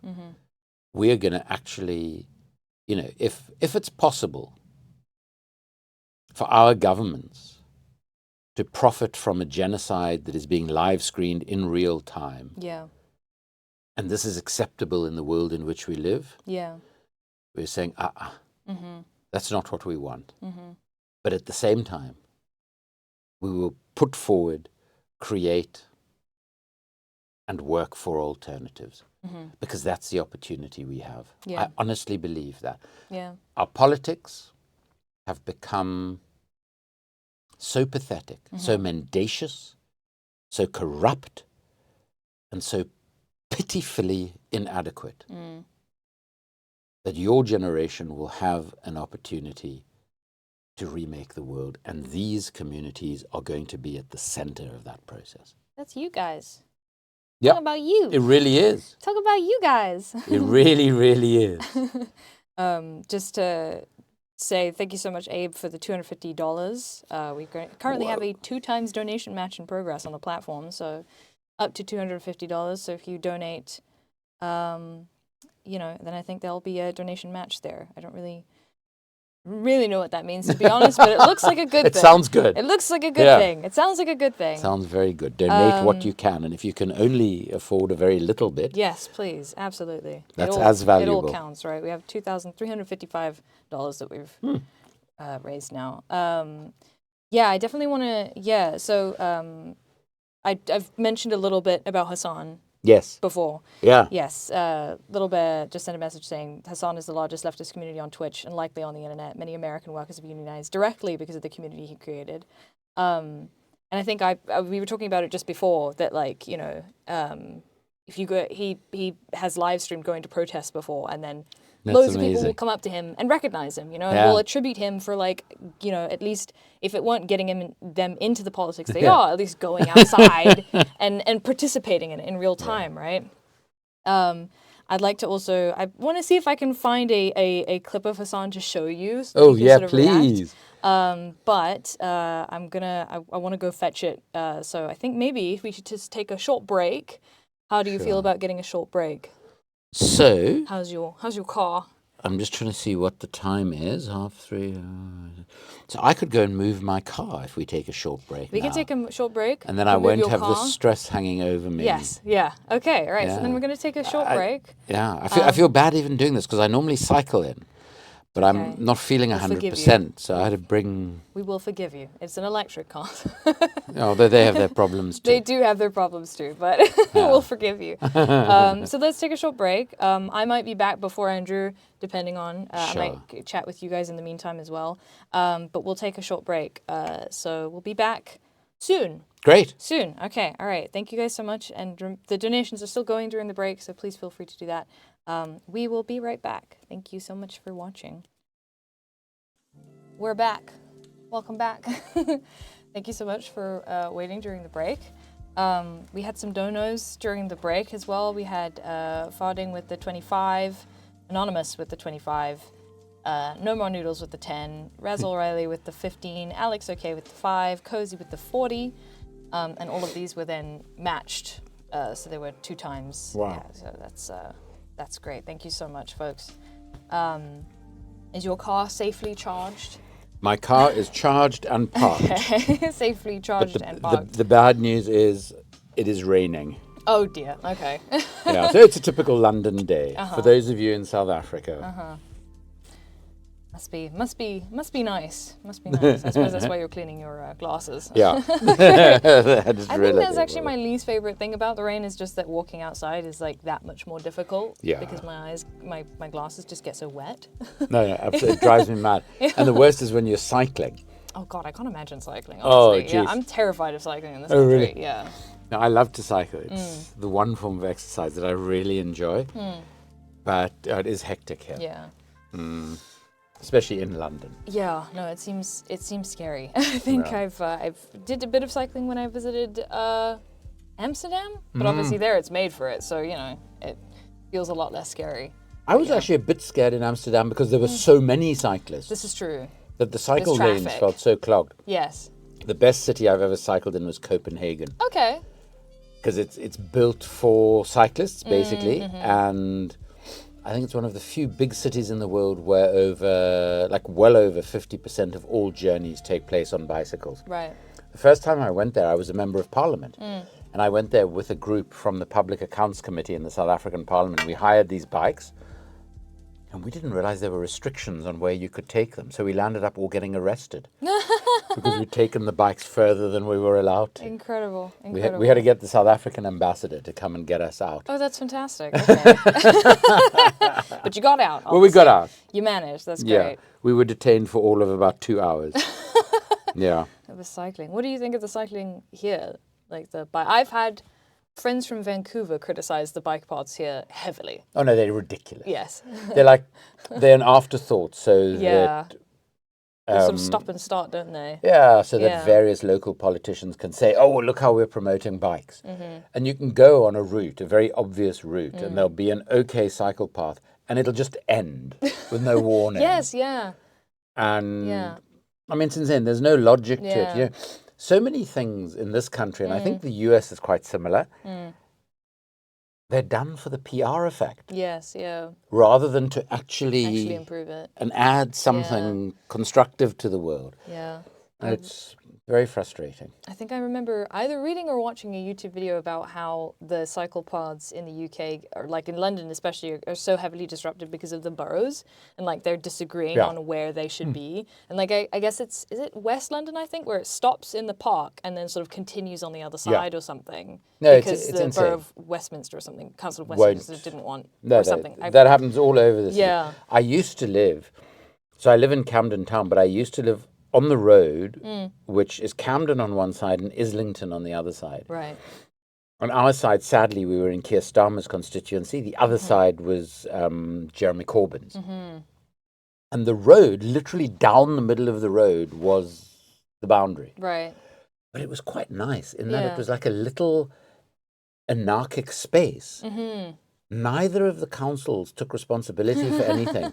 So we had no organised refuse collection. So we just organised it ourselves as a community nice. as to how it would work. Yeah. And there was no parking enforcement Yeah. because Dope. Okay. the boroughs sort Yeah. of weren't clear who was going to enforce what. Yeah.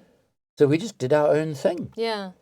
And it was quite nice. We lived there for about 8 years. Yeah. And then we got evicted without cause, which is Oh. another thing that happens in the UK. Yes, yes, it does. Yeah. How did you got evicted without cause? Yeah. When you say we, So my family. yeah, your family. Basically, we had this lovely landlord and landlady who were well into their 90s. Yeah. And they really liked the work that both my partner and I do. My partner works on textile worker safety in Bangladesh. They used to come to my film screenings and things like that. Oh. So in 8 years, they never put up our rent, Yeah. which in London is almost unheard of. Yeah. Yeah. True And gem. after 8 years, unfortunately, our landlord passed away. Ah. And his wife moved out of London, and they handed over their properties to their son. He was cut from a different cloth to his parents. Let's just leave it at that. Yeah. He literally walked into our flat very brazenly and told us that he was going to increase our rent fourfold. Yeah. Oh my God. Because we'd been taking his parents for a ride. What? Like we had somehow, Yeah. been holding them hostage to not Yeah. increase our rent. And so, very impolitely, I told him what I thought of the idea. Yeah.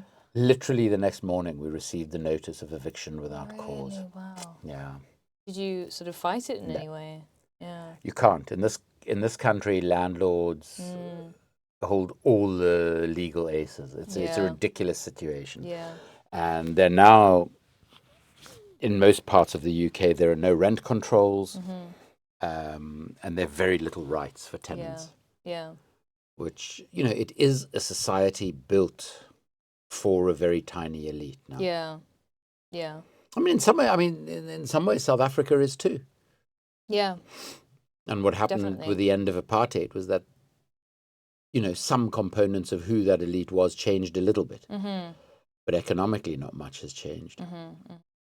That makes sense. Yeah, it's just sort of the trend everywhere, isn't it? Of course there's it sort is. of Of course it is, increasing yeah. sort of We economic have- disparity. There's a Yeah. wonderful American journalist called Greg Palast who said this about America Yeah. quite a few years ago. It's now America, the UK, most of Western Europe, most of the so-called global north. We have the best democracies money can buy Yeah. because they are bought and paid for. And Yeah. our politicians are literally, if you watch the Shadow World film, you'd even see an arms dealer suggest this. politicians are like the middle managers They really are. for the people who really call the shots. Yeah, who actually have the money. Yeah. Yeah. Yeah, I think, I've had to have this discussion with, so many people where people will ask me, well, why did X, Y, Z politician do this? They said they were going to do this, and then where does the paycheck come from? Follow the money. Follow the money, exactly, That's right? that's the work I've done for the last 23 years. Yeah, it's just conclusively always where it is. Follow the money. And boy, oh boy, sadly, I was going to say you never get disappointed, but what I actually mean is you always get disappointed because you always find the links to the money. Yeah. Yes, in that way, it's probably best to, I guess. What's the thing? Like, I wouldn't really want to classify myself as a pessimist, but I do think when it comes to politics, it's probably safer to expect the worst. I don't think that's pessimism. I think that's realism. I think we have to be realistic. I think we have to remain optimistic. Yes. For the sake of our own mental health. Yes, yeah. Both as individuals and as communities of various types, but also because if we become too pessimistic and depressed about it, we'll do nothing about it. 100%. And for me, and I know this is going to sound quite selfish, the fact that I wake up every day and I think to myself, because I'm privileged enough to do the work that I do and to be able to make a living from it, not as good a living as I made as an MP, but a living, and myself and my family live fairly comfortably. That's what gets me through, is just knowing that today I'm going to do something, be it a little investigation, be it some campaigning or activism work, towards changing the world as it is in a very tiny, tiny way. Because it's not about, I have to change the world in my lifetime. Yeah. I mean, I think that it's an incredibly important thing for us to think, what do we want to achieve in the very short time we have as human beings? And if part of that is, if you can make some tiny, tiny contribution to making the world a better place for others, that's not such a terrible thing to have done in the few years that we have. Yeah. And far too few of us do that. And again, I suppose I feel that, not because I think I'm particularly suited to try and do a tiny little thing that might make things a bit better, but because you work for someone like a Mandela, whose entire life has been dedicated purely to that. Yeah. And you just think to yourself, how can you not at least make the effort, even if you achieve nothing? Yeah. And I suppose I often get called, especially by people of my own sort of age, I'll say something, it's so naive or idealistic. And, I used to get told that as a kid, and I still get told that. And I've actually come to the view that what people, especially of my sort of generation, mean by being naive and idealistic is that you believe that things don't have to be the way they are. Yeah. And if that's what it is, I am as naive and idealistic as you can get. And I'm very proud of that fact, because I think that's the most important thing, is that we understand our own agency. Sometimes it all seems so big. We look at my area, the global arms trade, and you think, oh my gosh, the sort of powerful forces, the moneyed interests. Yeah. What could I ever do about it? Yeah. We have to realize that we all have agency. Yeah.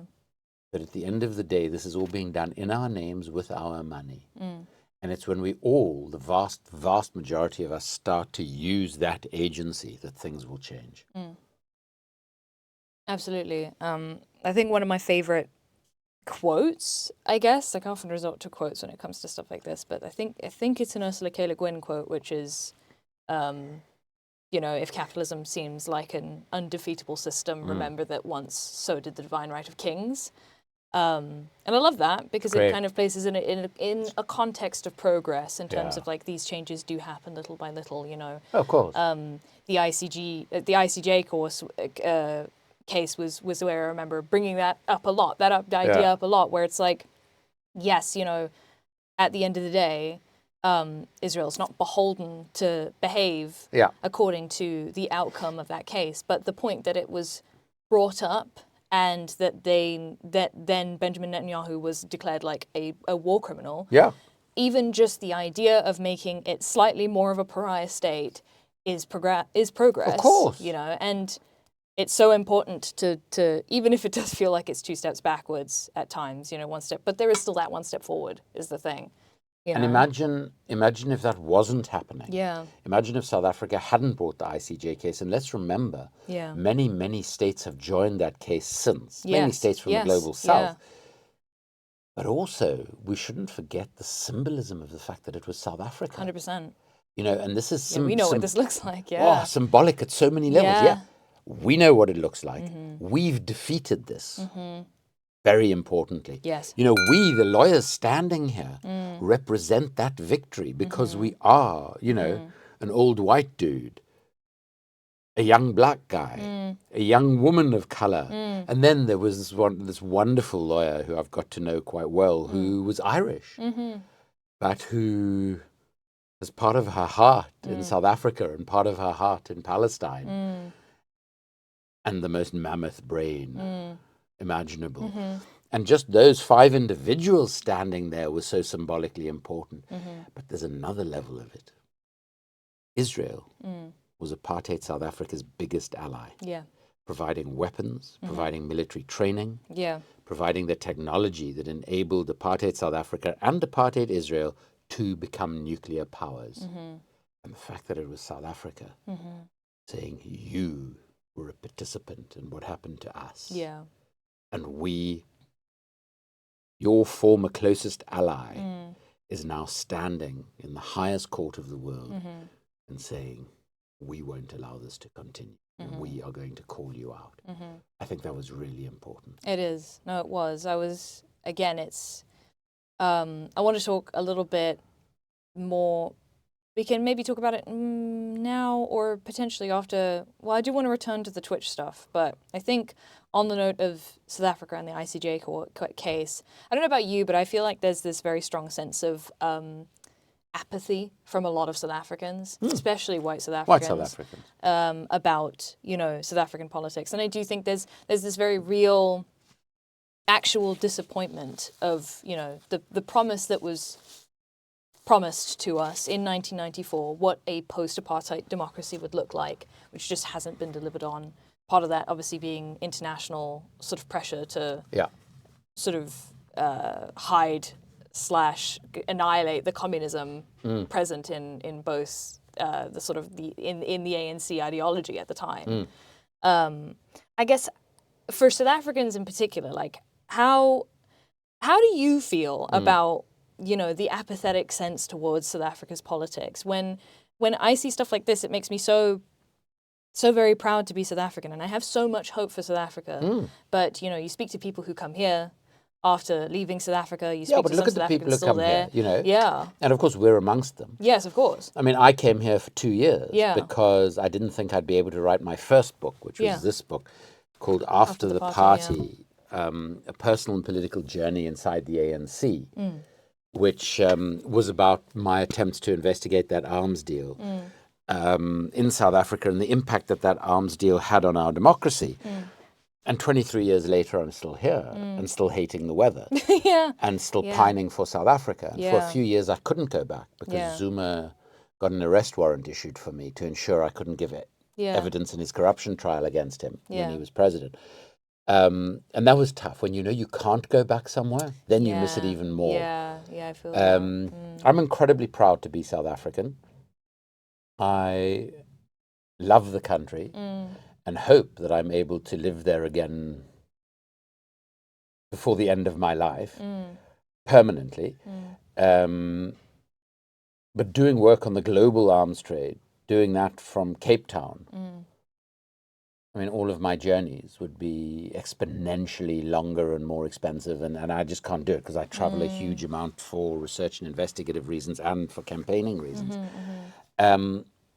But I don't take particularly seriously, and I must be honest here, and I don't mean to be racist about this or dismissive, but I don't take particularly seriously the views of white South Africans. Why? No. Yeah. Because we as white South Africans in South Africa remain ridiculously privileged. Yeah. And in fact, our lives have got better since 94. You know, it wasn't only a matter of liberating the oppressed. It was also liberating ourselves, the oppressors, from our hatred, from our racism, but also from our exclusion from the world. You know, you need to, it's important for people who are with us who are not South African to realize how hard things like not being able to play sport against the rest of the world hit South Africa, because it's a sports mad country. So, you know, I had an instance where someone said to me, yeah, I'm going to stop paying my taxes because crime is so bad now in this country, post-apartheid South Africa. So I said to him, so when there was huge crime in the townships, a lot of it committed by the apartheid state, you never thought of withholding your taxes then. All of a sudden it's now. But now that's a democracy and crime has spread out of the townships into the country as a whole, which of course is unfortunate and something should be done about it. But now you're going to withhold your taxes. So I have absolutely no time for that sort of view, because the lack of self-awareness is just so overwhelming that I don't think one should spend a lot of time on it. I think for me, the reality of South Africa, and of course I went through at a very personal level, a huge disappointment with our democratic state, that caused me to resign from Parliament on a matter of principle the night before I was going to be thrown out by my party. So, but we've achieved an extraordinary amount in South Africa. You know, we should never forget we have been a democracy for a nanosecond of history. And the so one, young. Same age as me. Really? Yeah. 94? Yeah. Whoa, okay, You know? that's amazing. So I don't have my shit together, so you can't expect that we're going to have it shit together, you know? That's what I tell people. So, I'm sorry to have to tell you this. Oh no, he's going As to tell someone me who spent a lot of time in clinical psychology and a bit older than you, which doesn't imply wisdom, but rather just longer time on this earth, I don't think individuals or countries ever get their shit together. Yeah. I think the reality is both as countries and as individuals, how we can do as much as we can do, accepting that we're all over the place. Yeah. Because that's the reality. Yeah. You know, it's sort of, we can be a hell of a lot better as individuals and as countries, of course. But so, what has happened in South Africa? Is South Africa much worse than anywhere else in the world? Of course not. Of course not. The reality is that the tragedy of South Africa is how quickly after we became a democracy, and we had 4 years under Nelson Mandela, who wasn't perfect and who would remind us of that all the time, but they were blooming good years. They were years in which the vast, vast majority of things that were done in South Africa were done in the interests of the nation as a whole, were done in the interests of the nation as a whole, where, you know, what was primary wasn't what was best for the ANC, what was best for Nelson Mandela to ensure he could remain in power until he died, because he had no interest in doing that. So that was really good. Then reality stepped in as soon as Thabo Mbeki became president of the ANC, a year before he became president of the country. That was the point at which things went awry. And they went awry because Mbeki, who'd spent most of his life outside South Africa, in Britain,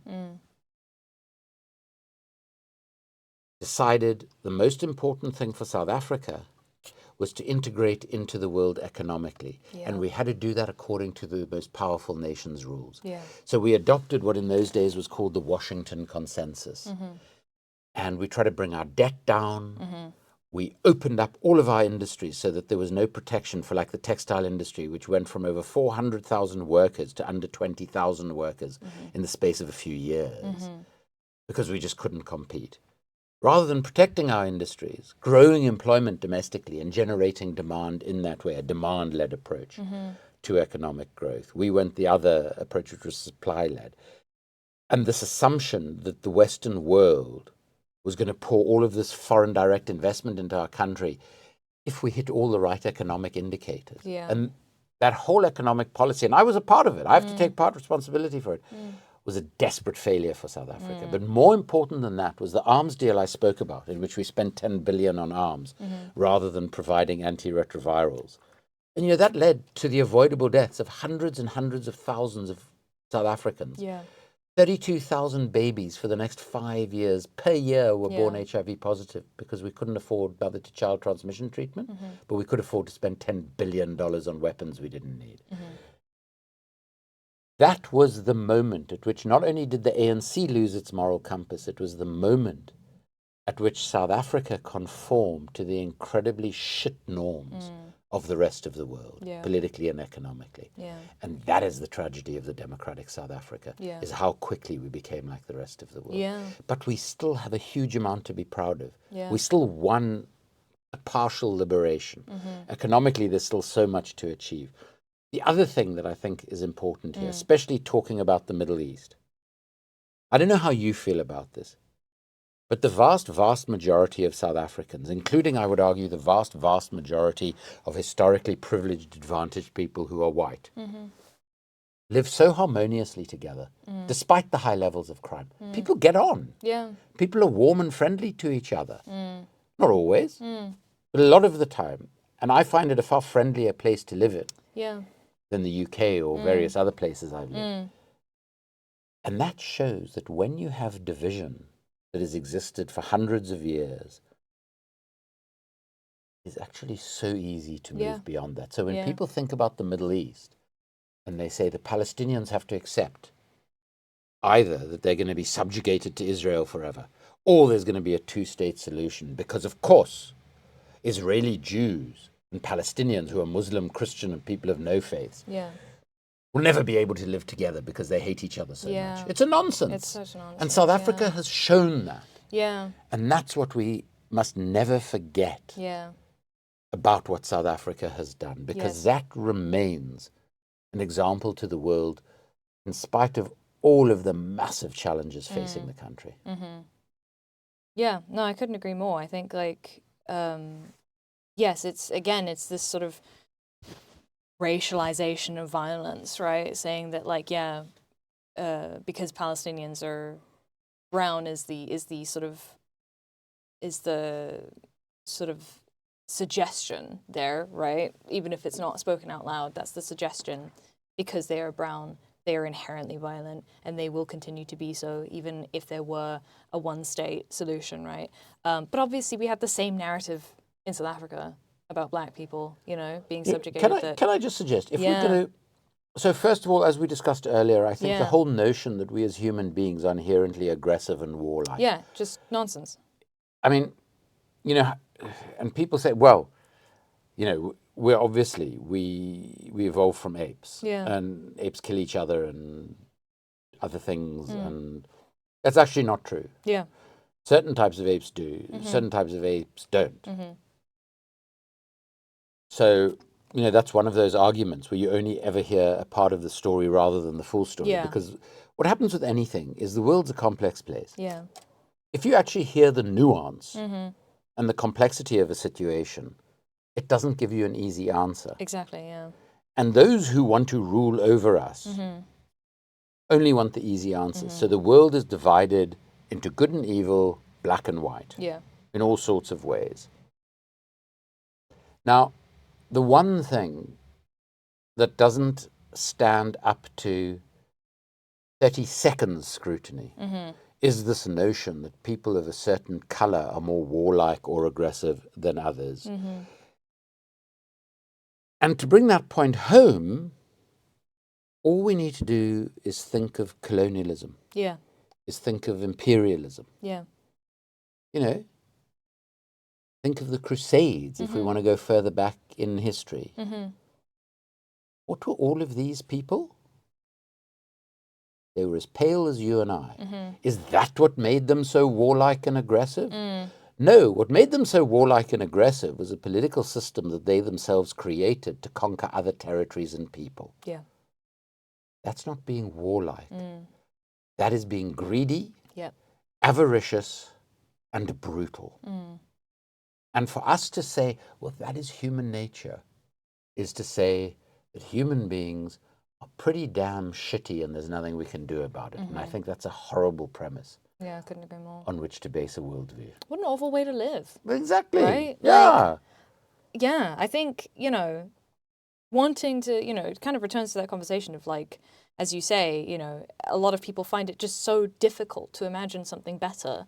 We've been speaking about, when it comes to capitalism, people just, find it so difficult to imagine something better. And I think, we discussed it in part that must be intentionally designed.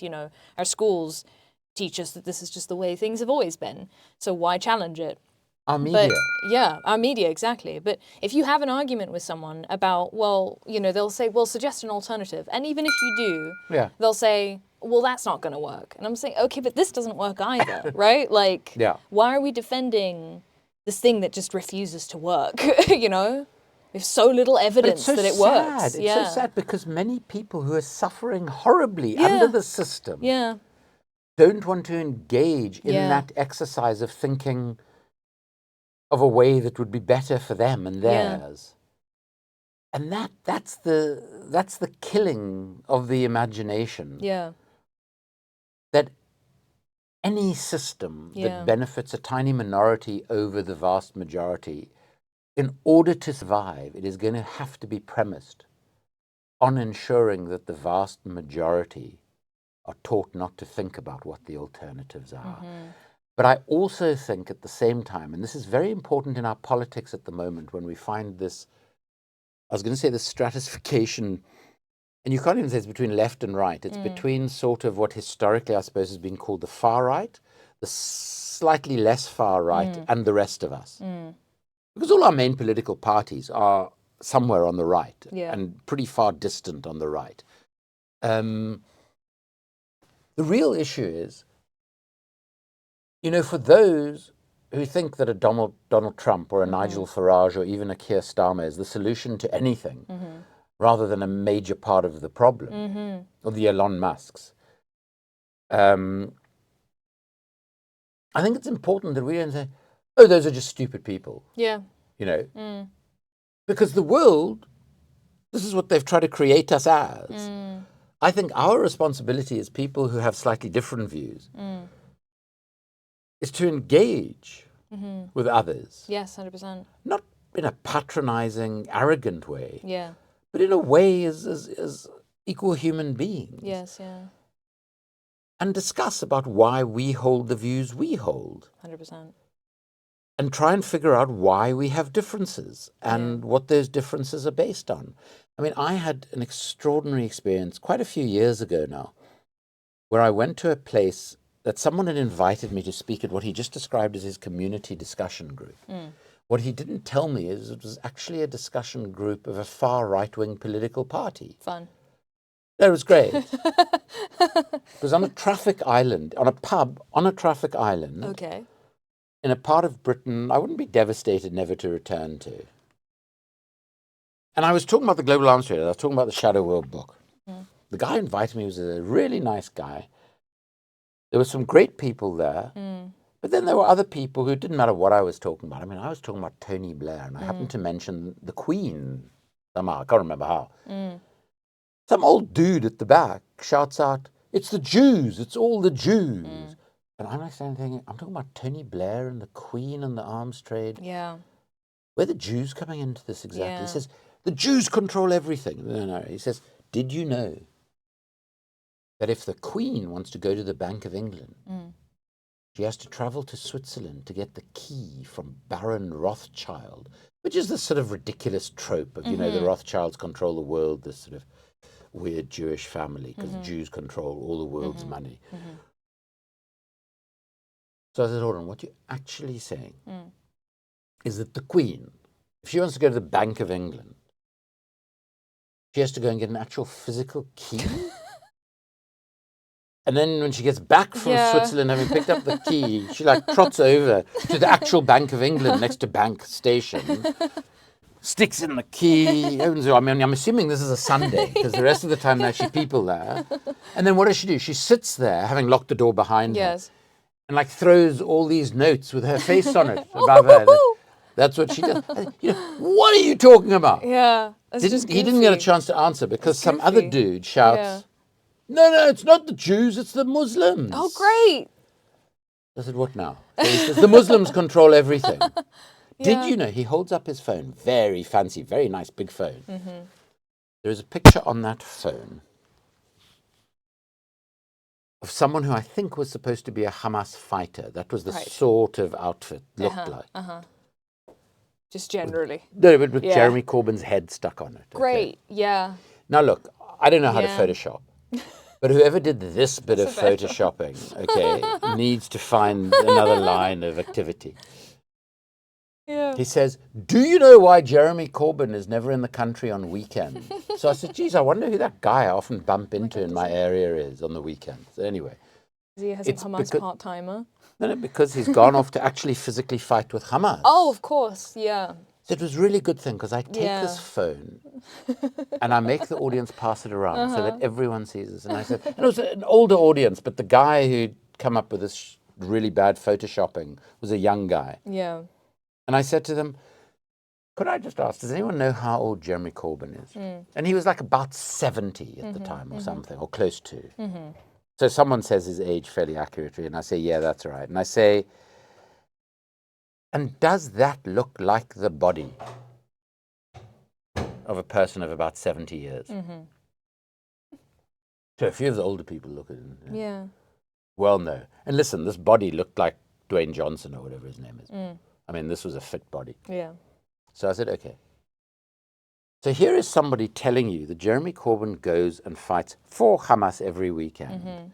I think we can accurately say this is a photoshopped photo, and probably the worst one most of us have ever seen, and that this person is simply lying to us and is basing their belief system on a lie. And it enabled me to then take the Shadow World book and say to them, look, this book isn't nearly as thick as it looks. Some people have called it a weapon of mass destruction because of the size of it, especially you could hit someone, but yeah. A third of this book is tiny, tiny footnotes. So that's what we love about non-fiction, folks. 3,000 footnotes, right? So I said to them, because when I say something to you, or if I say something in a film, or in one of my books, or in an interview, I have documentary evidence for what I'm saying. And the most important thing we can learn in the world is to assess whether the source of information we're being given is accurate or not. So I think we should all be forced to do history and understand sourcing, regardless of what our actual skills and talents are. Because that is the most important thing we need in the world. So that when some fool stands up, and the fools are across the political spectrum, and says something that is so obviously false, we're all able to say, well, you're lying to us. Will you please put your muzzle back on until you can tell the truth? And I think that's quite important for the state of the world. Yeah.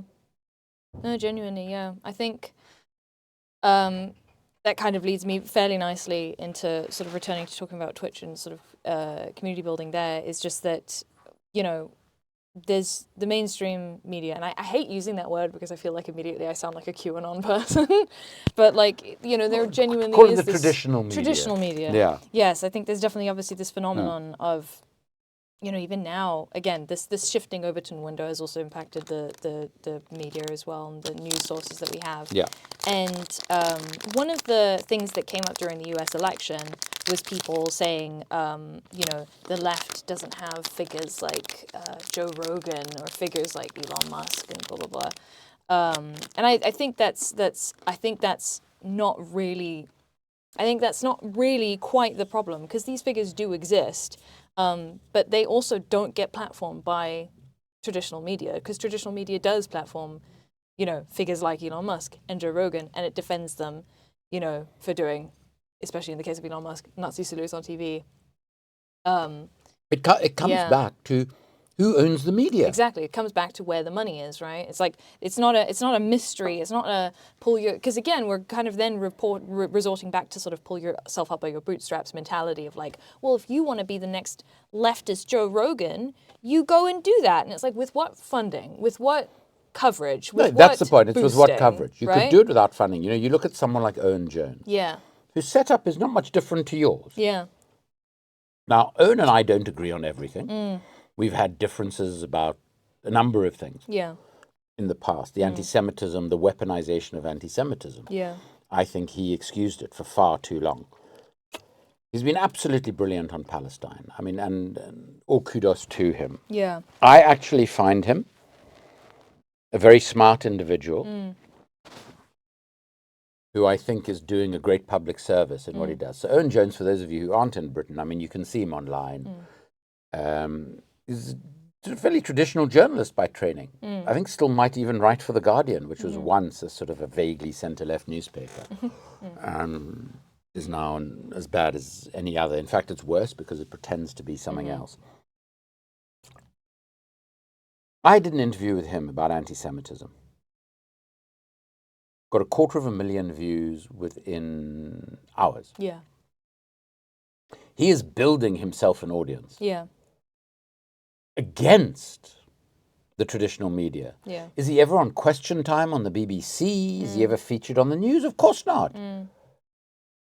It's happening by word of mouth and word of our communities online. And there are many others like him. I'm just using that as an example. The bottom line is that we have freedom of thought in the so-called West as long as our thoughts don't stray outside of this very narrow band of what our glorious political and economic leaders have decided is acceptable to think. Yeah. And anything outside of that is quashed. And that is why, and of course, just as there is, and let's call ourselves broadly progressive, whatever the hell that means. I mean, when I try and define myself politically, I'm stuck. And I don't feel the need for a label. I just have my opinions, and I have them for reasons that I'm prepared to justify and talk about. Yeah. What anybody wants to call me is irrelevant to me. We are suspicious of power. Yeah. Which the so-called sort of, the right-wing alternative media is as well. Yeah. I would just argue they then take that suspicion and explain and understand it in some of the craziest ways that I've ever come across in my lifetime. I mean, if you wrote some of their views as fiction, people would say, well, unless you're a 5-year-old child, this is going to be too fantastical to take seriously. I mean, they're really, the stuff that comes out of Elon Musk's mouth, let alone the Joe Rogans and others of this world, is absolutely terrifying. Yeah. And that these are regarded as sentient, intelligent human beings is very worrying. So we have to accept that there is a big downside to this alternative universe that has been created.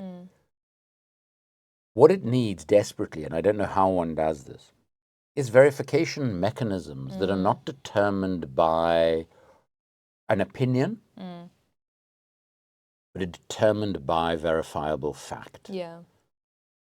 And then we've got to compete with the crazy stuff that's out there and justify why our material is researched, is thought through, and is therefore worth taking seriously. A question about that from chat and also from me, but I guess the thing about, focusing on factual information, it feels like, and this is in the form of a question, do you still find resistance when you present all the evidence? If so, how do you handle it graciously? Because it does feel like there's this group of people where facts don't really matter anymore.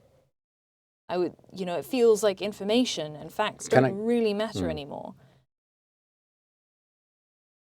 So you know what I think the traditional left has been terrible at? Yeah.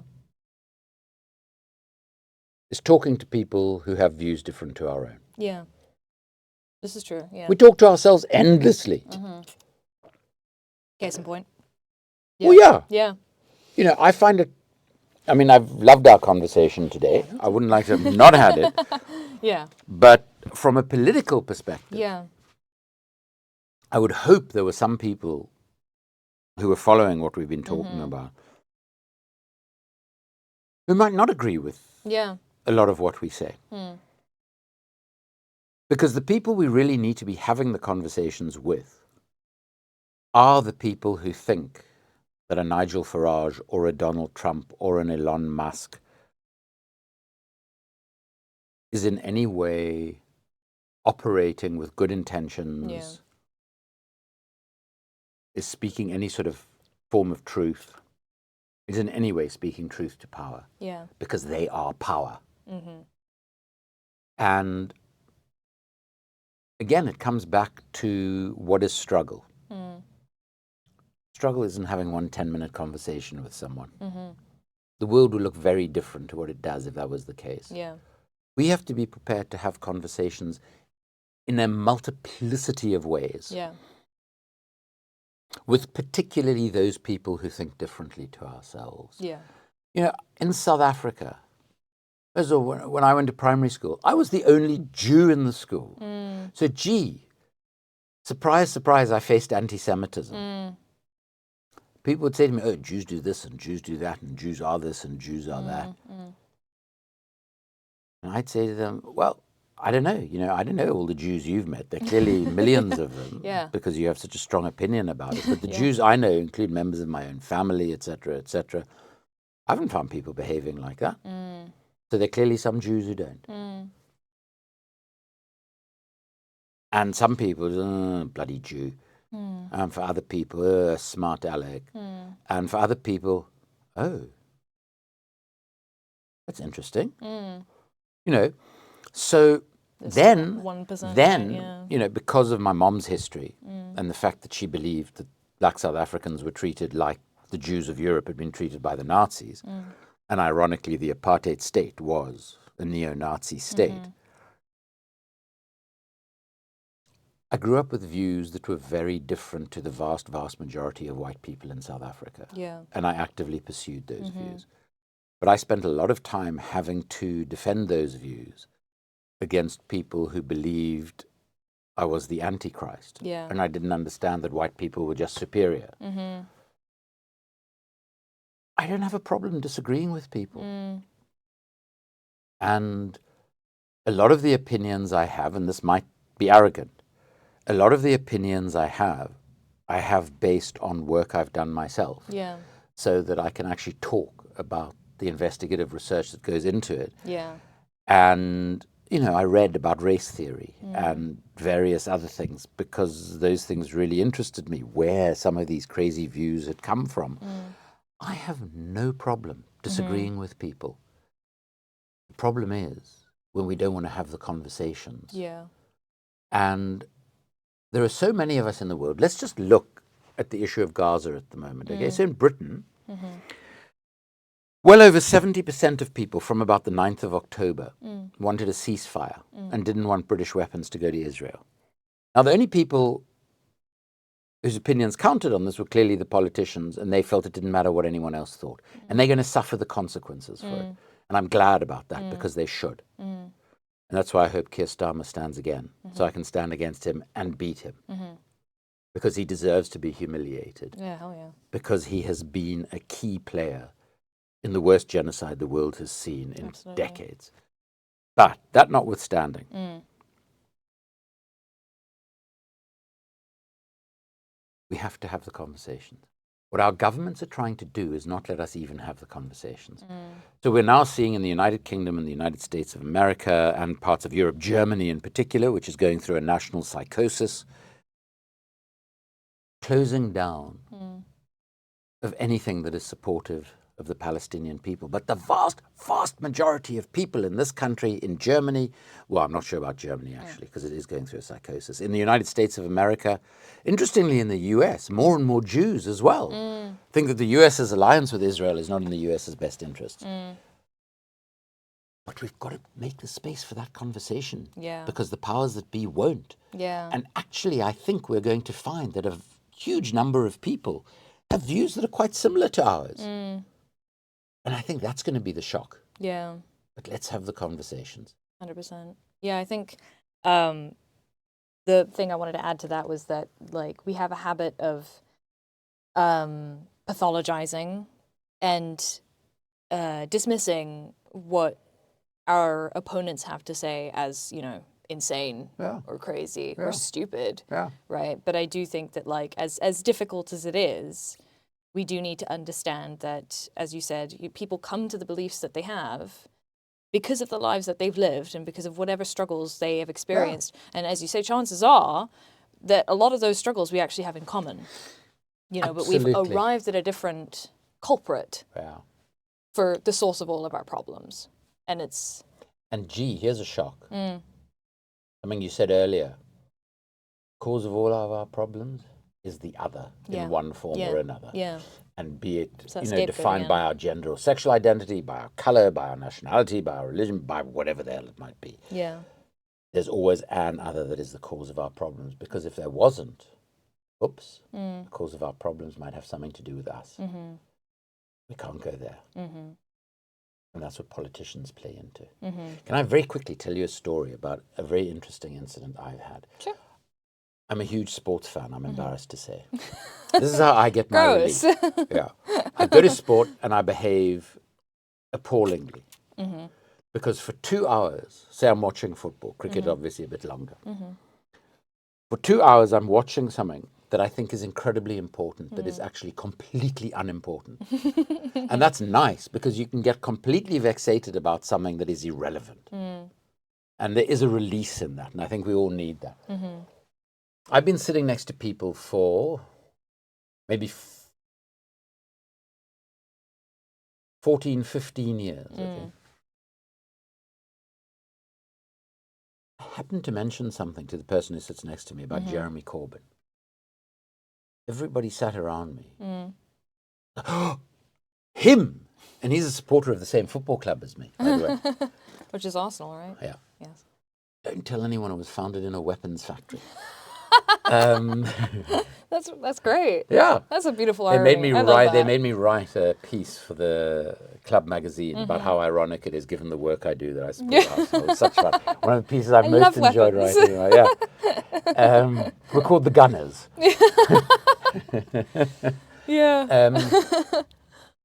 And like everybody who was within hearing distance was like a bit shocked. Jeremy Corbyn? You mean the Russian spy or the Czech spy or the communist or the racist or the... And I really like most of the people I sit around. We really know each other well. They've seen my kid grow up. I've seen their kids grow up. And I feel a part of that community. So what could I have done? I could have said, you ignorant fools. Which they're not. None of them are. Or I could have said, you know what? We're going to be here for many years. We're going to have moments of elation and moments of deep depression together. Into those moments, I am going to quietly insinuate little things about Jeremy Corbyn over the years. And that's what I've been doing. Okay. And the other day, the person who started it all those years ago said to me, why are people so obsessed with Jeremy Corbyn? I said, now there's an interesting point. We had a whole discussion about it. And you know what I'm going to do? Within the next few years, Jeremy is going to come with me to the football and sit amongst those people. And they'll realize that he's just the nicest human being. Yeah. And that's one of the ways. So, you know, we don't have to feel as though we're engaging in struggle or activism to break down a lot of the nonsense that is going on. We can do that in our incredibly daily conversations. When we're sitting on the bus or train, even though people in the UK don't talk to each other on public transport, we can be the exceptions as South Africans, because we can't help but talk to everybody. And when we're at sports matches, when we're doing whatever we do in our lives, that's where we have conversations. Yeah. No, I couldn't agree more. I think it's just, I think normalizing, conversations and just understanding that, people come from a specific place because of their lived experience. I think it's really important to acknowledge that everyone has a lived experience. I think there's this trend on the right, and I see it also sometimes on like TikTok and stuff, of like calling people NPCs. Have you heard the word NPC before? No, what does that mean? So NPC stands for non-playable character. Oh, okay. It's a term that originates from video games, and it usually is used to refer to characters that you cannot play as, that are just there to populate the world, right? Okay. And so there's this idea on the right, but I do see it sometimes on the left as well, of like referring to people that we don't understand, have no interest in understanding, as NPCs, right? They don't have a thought behind those eyes. They don't have a lived experience. They're just put into the world, populated into the world to disagree with me or have views that I don't agree with. And I think it's so important to just reiterate at every given opportunity that everyone has a lived experience. And I think it's very easy. And sometimes I think it's a coping mechanism, you know, when we feel like, how could you believe horrible things? How could you believe things that I just see as so antithetical to how people should be living? But, you know, again, emphasizing that idea that everyone has a lived experience. There's a reason that everyone comes to where they are. And I do think that, it's conversations either in person or on Twitch is where this stuff happens as well. All over the place. Yeah, all over the place, yeah. So, Mandela. Yeah. I was of a new generation of white Jewish activists in the struggle. Yeah. We had had an extraordinary array of a minority, a tiny minority of whites who were committed to the struggle. Yeah. Within that minority, a disproportionate group was Jewish, because a lot of them had come from Russia. Yeah. They'd been communists to fight Tsarist Russia. Yeah. So they rooted for the underdog wherever they were. Yeah. Some incredible people. And I would never even claim to stand anywhere near their shadows, because they led lives that I couldn't even dream about living, because they had a degree of courage that I've never had.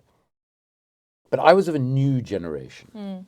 And Mandela, because of that history, I think, he used to say some stuff to me about Jews and about their role in the struggle and about some individuals he'd known and incredible people.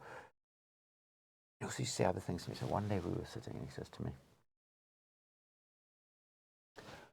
and he would disarm you all the time by just being incredibly humble, but you knew that he was. And he'd say something like, so Andrew, I'm not an incredibly smart man. And you'd sit there thinking, oh yeah. But if you learn one thing from me, just one thing, let it be this. Treat every single human being you come into contact with the respect and dignity with which you want to be treated. That's it. You don't have to listen to anything else. He said, that has been the basis of my life. And that is why when I landed up on Robben Island, thinking I'd spend the rest of my life there, the first thing I did was learn Afrikaans, the language of the oppressor and of my jail wardens. Why? Yeah, they were jailing me. They were making my life hell. But they're also human beings. And they were in the circumstances they were in, doing the job they were doing. Do things that I couldn't control, that in some cases they couldn't control. And look, none of us, including Mandela, have ever been perfect. You know, when I'm at football, I tend not to treat referees and the team we're playing with any respect or dignity. Okay? Yeah. When I'm driving, I would love to be able to say I'm being respectful and dignified to everyone else on the road. I'm not. But, you know, in just basic human interaction, it doesn't matter what your views are. When I see people disrespecting other people, especially people who are less powerful than them, or maybe have less status than them or less income than them, then I do get angry. I try and do it in a respectful way, but it's not always respectful, because that angers me more than anything else in the world, more than anything that anybody does to me. Because then they're picking on people who they think can't fight back. Yeah. And I really hate that, because that's just cowardice. Yeah. And I don't have much courage, but I'd like to think I'm not a coward either. But just, you know, if we have this thought in our minds, so you meet someone, they have different views to you. You know nothing about their lived experience. Start off by treating them with respect and dignity. can actually get us really far. And it doesn't matter who they are, what they are. You know, during the election campaign, we had some mega celebrities involved who just turned up and decided to get involved in campaigning. Some people flew from various parts of the world because they just don't like Keir Starmer very much. It wasn't because they loved me. And I had a big dispute with one of them, a very famous person.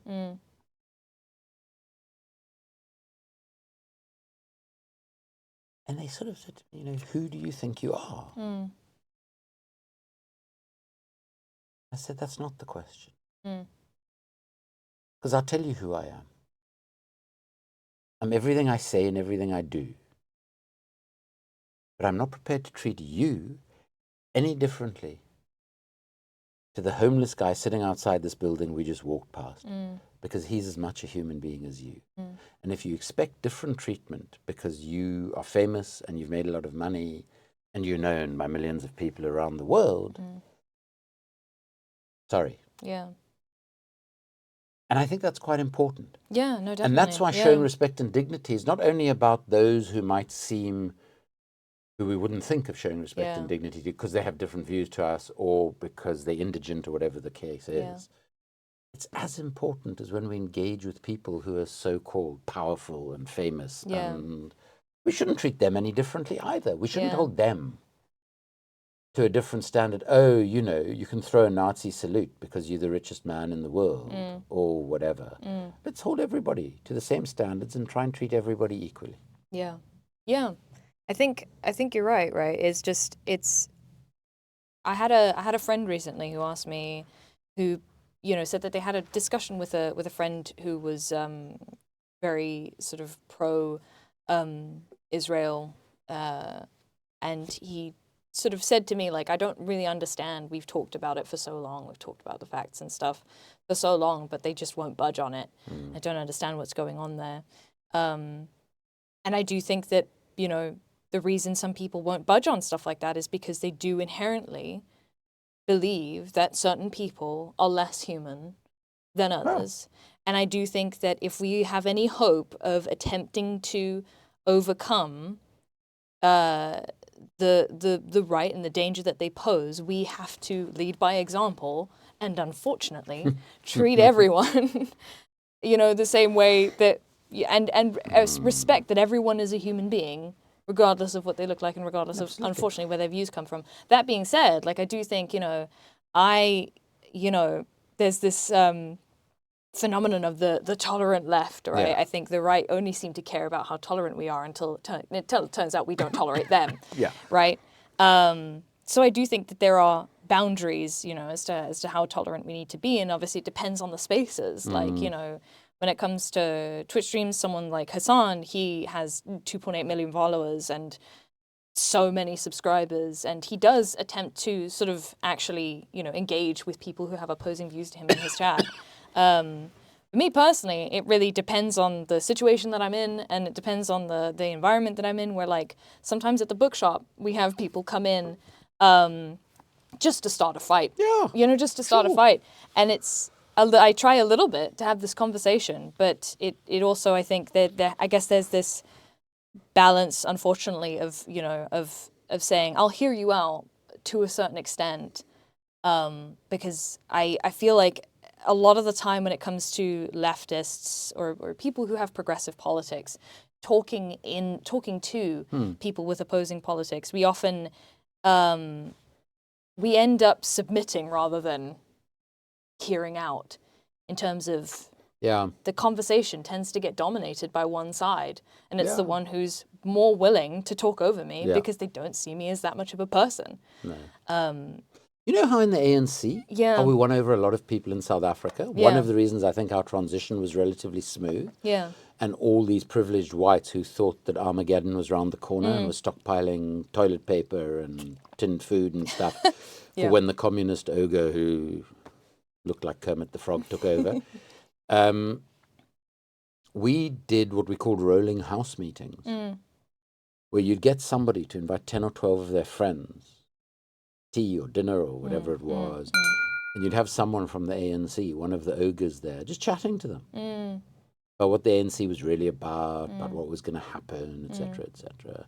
And then you'd say, if anybody feels more comfortable with this than they did when they arrived, or would like to have a similar gathering, we'd very much like to do that. And this just it grew. It was like a wave that just grew and grew and grew. And we got to talk in person with huge numbers of people in that way. Because human contact is so important. And now we're finding ways to have human contact virtually where we're not actually with people, which in some ways is obviously a pity. Yeah. But also it's lovely to be able to have some contact, even if it's virtual, with people who you would never have actual interpersonal contact with. So I think that's very important. The other thing is, listen, we're all, we have emotions and we get triggered as well. And sometimes, we are going to get emotional and angry and this, that, and the other. None of us are perfect beings. But also there are ways, and we've got to try and be strategic about it. So, for instance, I have the situation at the moment. I have quite a lot of South African white Jewish followers on social media. Now, a lot of them have views very similar to mine. But quite a lot of them, and I've been quite surprised at some of the people who, since I've started calling what is happening in the occupied territories a genocide, I mean, people have been abusing me like I cannot believe. Some people I've even worked with. And what I've often been doing in some of these conversations, both in person and virtually, especially when they have a South African connection, is saying apartheid was based on the premise that one white life is worth more than one black life.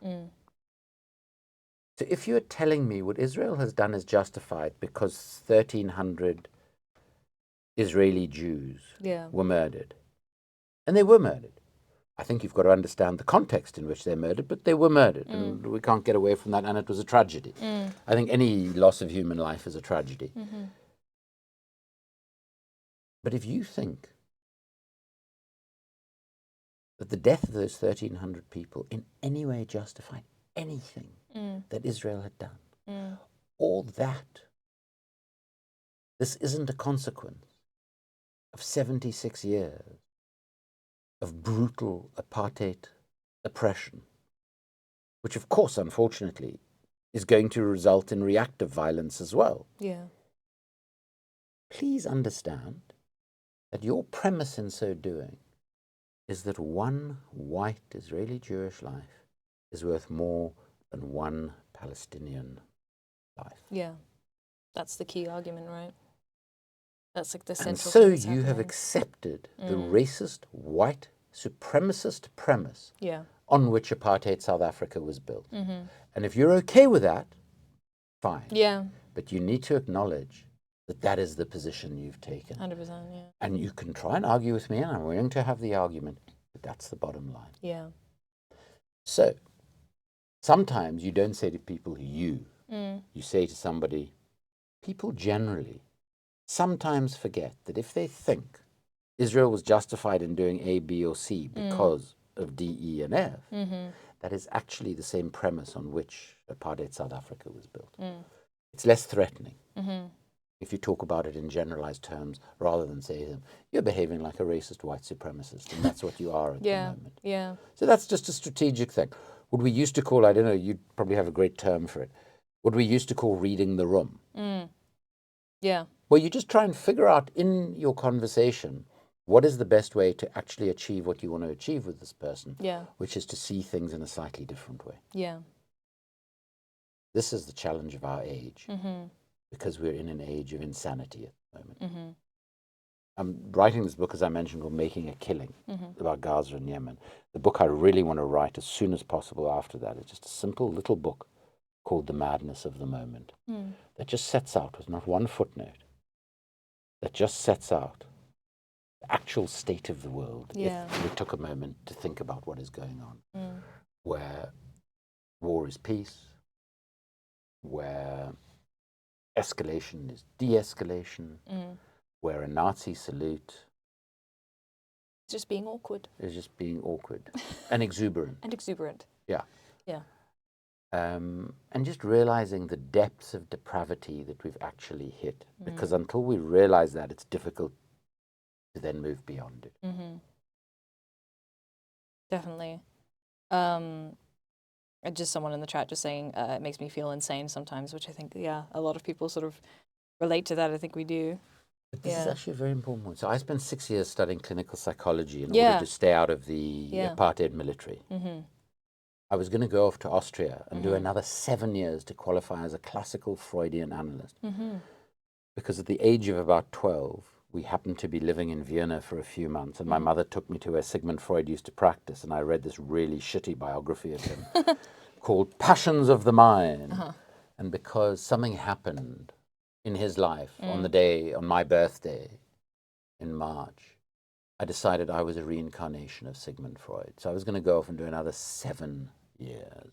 Cool. I would have spent my career seeing about 30 very wealthy people 5 days a week. Dealing with their complete non-traumas. Thank goodness politics intervened is all I can say. Yeah. Well, I think we're glad as well. So, but the important thing, I think, for us to realize is that those of us who think what is going on in the world is completely normal and that we're feeling absolutely fine about it, that's what's not normal. Yeah. And that what is normal is to accept the state of the world as it is at the moment. So, and I know, I really don't want to make light of this because I know all of us go through very difficult times in terms of our mental health, in terms of how we cope in this world that we're living in. We shouldn't start to see ourselves as the insane ones. Yeah. The reality is those who exercise power in this world is where the madness exists. And we must never, ever forget that. Yeah. Exactly. Little Bear said, it is no measure of health to be well adjusted to a profoundly sick society, which are just... Absolutely. Yeah. That's so well put. That's absolutely the case. The society... I think I read I have a quote from a video game once, which I think it might have been a game called Dragon Age 2. So I'm making that really nerdy reference here. But yeah, that's I think LB made a quote. But this quote, I think it was also essentially, your society is the disease and the actions of its people are merely symptoms. Jeez, that's well put. And it's a video game, but yeah. I love where you get your quotes. I like quote people that probably none of you have ever heard of because they've been dead for decades. And you quote video games and they're far more insightful and philosophical than anything I can quote. But there was just one other quote while we're on this that some of you might have heard is brilliant political writer and activist in the States, Howard Zinn. And you see it a lot on social media now again. As he says, our governments tell us our problem is civil disobedience and the use of anti-terror legislation against journalists, against activists who are opposed to genocide or who are opposed to climate catastrophe. I mean, my own view is, my understanding of terrorism is that actually supporting and arming a genocide is probably a terrorist act, but we won't get into that. But so Zinn says, our governments think that civil disobedience is the problem, whereas the real problem in the world is civil obedience. We have to be active citizens. We have to use our agency to oppose what is being done in our names and with our money. That for me is the bottom line. 100%. Yeah, 100%, right? I think that, that independent agency, and realizing as well, you are not just an NPC in a video game. You have agency, right? You have the ability to use your free will in any way that you would like. And you can stay on the chair or couch that you're playing the video game from. And have agency. Doesn't mean you've got to get up and run around outside. Indeed. And I think that's the very important takeaway for us, is that, these communities can be incredibly powerful communities in changing the world. Definitely. We've just got to use them in this way, which clearly many people are, which is very exciting. We've raised $3,000. No way! Well done! That's amazing. $3,015. So thank you so much, Anonymous, for the $50. No doubt for the $25. Wall for the 25 as well, and Glacier Rays for the 50. Thank you so much. Also, Alex from Red Barrels, $25 as well. Thank you so much. If there's anyone who put in 50 cents, thank you very much to you too. Yes, exactly. Thank you so much. Thank you so much to everyone. So I guess changing tack a little bit, I just want to show you Hasan. Oh, great! Yeah, I gotta show you Hasan because you know, he sort of definitely inspired me to get on to Twitch to start doing the thing that I'm doing, and I think he inspired honestly a lot of people, I think, in our community as well. And I guess I wanted to sort of expose a little bit of Hasan and the kind of stuff that he does using his platform. And talking about like how he literally does just sort of sit in a chair most of the day. And you'll have people who will disparage that as saying it's you know, it's not the same as going out, which I just cannot disagree more with, because if it inspires even one person to participate in a protest that they might not have participated in, I think it's worthwhile. If Hasan is using their brain and communicating what they are thinking about, that's activism. Yes, 100%. Yeah. You know, I mean, it doesn't matter what you're doing physically, of course. Yeah, it's like direct action. There's a group called Palestine Action. Extraordinary brave people who illegally occupy weapons factories and try and destroy some of the equipment in those factories that is destined for Israel, particularly in this case. A company called Elbit Systems in particular. People get arrested. There are people serving long sentences. There are people on trial under the Terrorism Act for that. They've been around for 3 odd years or so, 4 years maybe. I've been doing this work for over 23 years, okay? They have much more impact than my work of 23 or 24 years has had. Because they're stopping actual weapons going into the zone. But they have influenced hundreds of thousands, if not millions of people who aren't able to engage in direct action for all sorts of reasons. For physical reasons, for legal reasons, whatever the reasons might be. What they have done in getting people to think about what is going on in the world is as important as the destruction of the weapons that could have been used to kill Palestinians. And this is the incredibly, and I mean, I don't want to sound trite by saying this, but this is the incredibly exciting thing about struggle and activism today, is that each of us is in a different situation, and we can all play our role in terms of what is possible and not possible given our situations. And to think that communities like this can't be a really important mobilizing space.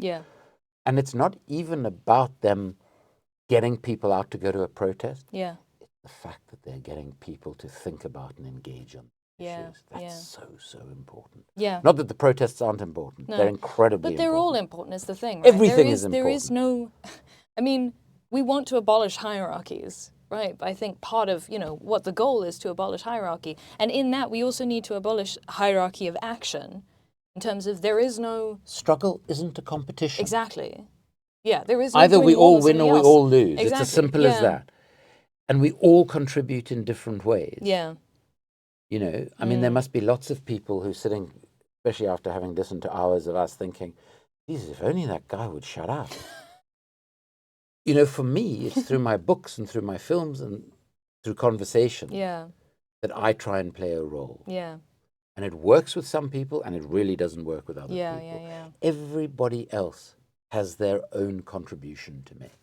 And to think that these sorts of communities, which can be so powerful, are less important than anything else. I mean, as you say, there are no hierarchies. You know, we don't want to award medals here. No. We just want a world in which we can all live Function. better. That's what we want, That's the prize. Chat says, no, Andrew, keep talking, please. No, we would never think that yet more, sir. So on that note, let me show you. Could I please show that to my family? Which?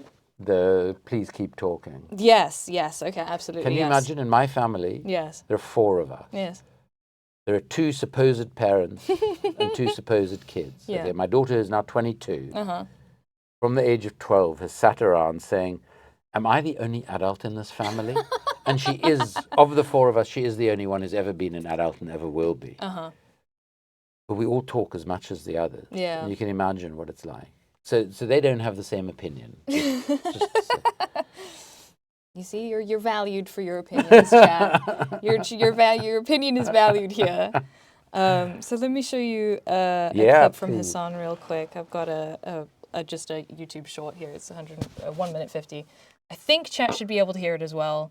Sorry if you guys get double audio. Here you go. That's not working because the tab is muted. I'm sorry. Tech problems. Okay, there you go. No such thing as a West Bank. It's only Judea and Samaria. Hope you're ecstatic about your apathy to selection, bud. Glad you get to stay on your high horse while throwing Palestinians under the bus. I don't think you care about Palestinians. There was never a moment where I didn't say that Donald Trump would be worse for the Palestinians overall. But Kamala Harris also straight up lost the election specifically because she personally ran a strategy of actively pushing anyone who cared about Gaza away from the party. Donald Trump's Israel ambassador said there's no such thing as the West Bank. Meanwhile, Biden had said that there is a red line that will be enforced where Israel will no longer have weapons transfers unless they commit to 350 food trucks and humanitarian aid trucks crossing over the boundary into North Gaza. Israel never followed through on this, and the Biden administration, as of today, as the deadline has closed, has said it's okay, they violated it, but it doesn't matter, there was no real red line to begin with. Donald Trump took advantage of the fact that it was the Democrats that were funding and facilitating this genocide. He also then turned around and went to Dearborn and did the aesthetic posturing as though he actually cares about Arabs or Palestinians at all. Meanwhile, Kamala Harris actively kicked Arab delegates that they had invited to the campaign from the speaking engagements that she was doing. She sent Richie Torres to Michigan, a person with 0 name recognition. She sent Jeffrey Epstein's best friend, William Jefferson Clinton, to Michigan to talk also about Judea and Samaria. All you do is pretend they're one-to-one, bro. It's sad. Notice how you're no longer talking about how Gaza is going to get wiped out under Trump, because it already did get wiped out under Joe Biden. So shut the up. You do not give a single shit about Palestinians, and it's so unimaginably cruel that you could just turn around and use Palestinians as you champion their death and destruction as a simple talking point in an effort to cope for the dog campaign that your candidate of choice ran. Wow. What do you think? Jeez, that's powerful. You know what I loved most about it?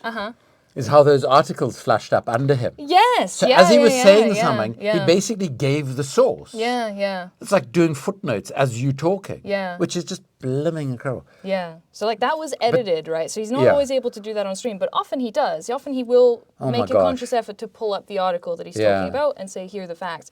This is a YouTube channel where it takes sort of clips from the stream, uploads them with added context, and there's an entire. I want to really emphasize that his community. Yeah. There's an entire. We call it an industrial complex. Yeah. Is the joke inside the community of people who take his content and then will upload it in a more digestible way to YouTube, to TikTok, to Instagram. Jeez, that's brilliant. And provide sources and context, and typically what a lot of like content creators do, especially if they're in it for the money or the popularity or the gains, whatever, they'll often take down content like that. But he says, no, you can do whatever you want. If you make money off it, that's totally fine.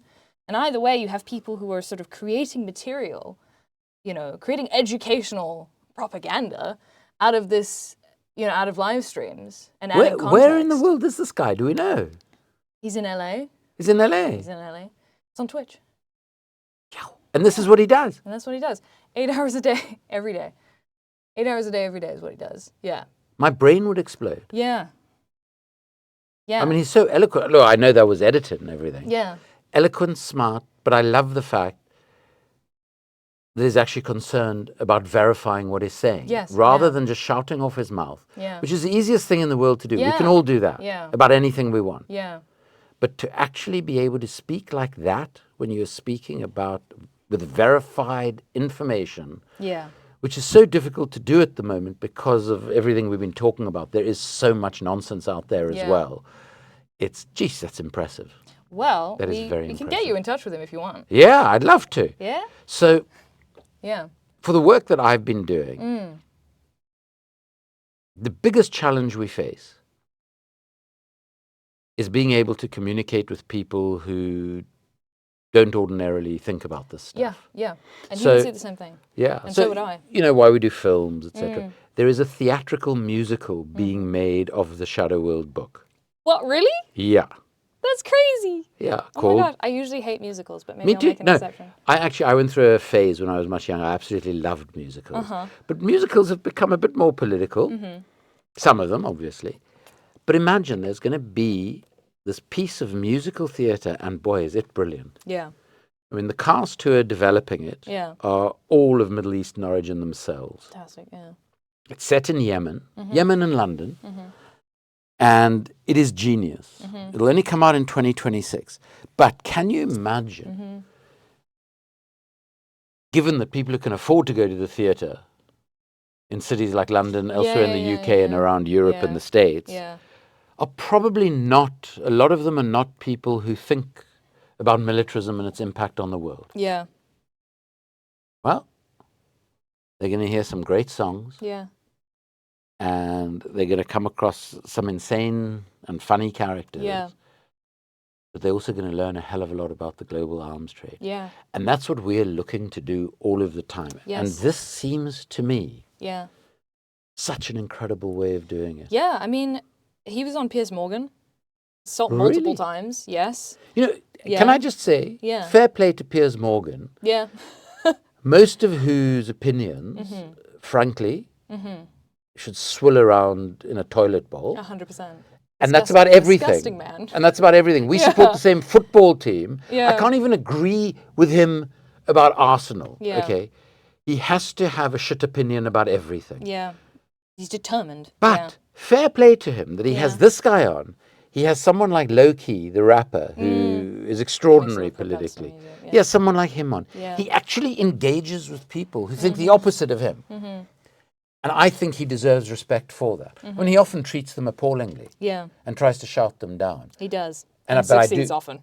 I do love the way yeah. people shout him down too. Yeah. And people have called him out and people have humiliated him. Yeah. But he still gets people who have different views. Look, he gets a Yeah. whole lot of people on who share his views as well, Yeah. unfortunately. He has a very profitable humiliation fetish, is how I Of course, think. of course. You know? Everything about Piers Morgan is about profit, Yeah, sadly. And look, he is a journalist whose reputation as a journalist was Yeah. destroyed Yeah. because as editor, he actually published photos that were photoshopped that actually put troops in danger and put ordinary civilians in danger. So, when it comes to journalistic ethics, Piers Morgan is not our touchstone. Yeah. Let's be clear about Yeah. that. But let's give him respect where it's due. At least Give he him is another prepared to argue Mm. with people who have brains. Yeah, publicly, right? Publicly. Yeah. No, Yeah. exactly. Someone said, but he gives them a platform that most. So he was liberal on media Piers doesn't. Morgan. Yeah, he's been on Piers Morgan multiple times. He also, Great. he's the one I mentioned. He had Bernie Sanders on the stream. Yeah. Okay. Yeah. Great. I wanted to show you another clip here as well. During the LA wildfires, Yeah. he talked to the prisoner firefighters that California Right. uses. Yeah. Which I didn't know about. Yeah. I had no idea about it. And then I think a lot of people, this was actually covered by a lot of traditional media. Huh. I think, was it CNN? Fox might have also run a story on this as well. But basically this interview is covered by a lot of traditional media. Wow. So I just wanted to show you a short bit Sure. from that as well. And this was, him out talking to the firefighters. That's also muted. Sorry, let me just do that. Unmute it.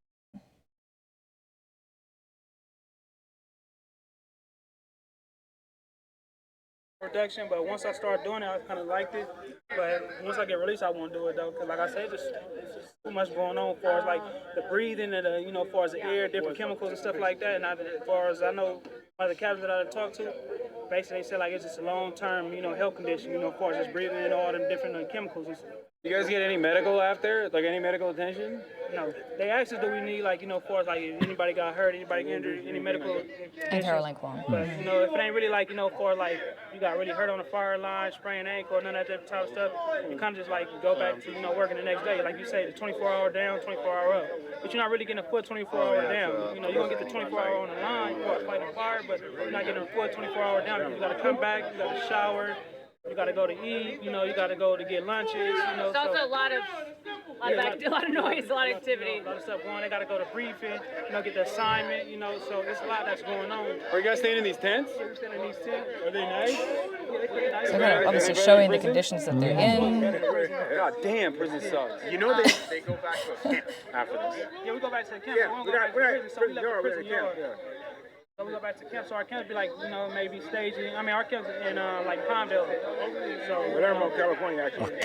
So I want to ask you why you joined the program. I did it 14 years ago. When I came back last year, my points was low, and I said, instead of going to a yard, I said, send me to camp.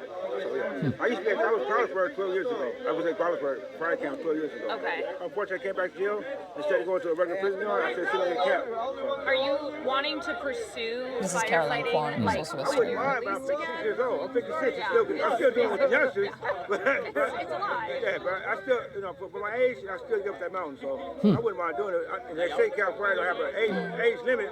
So, it's up in the air right now with me. How much time we got? I go on March 15th. I go home in July.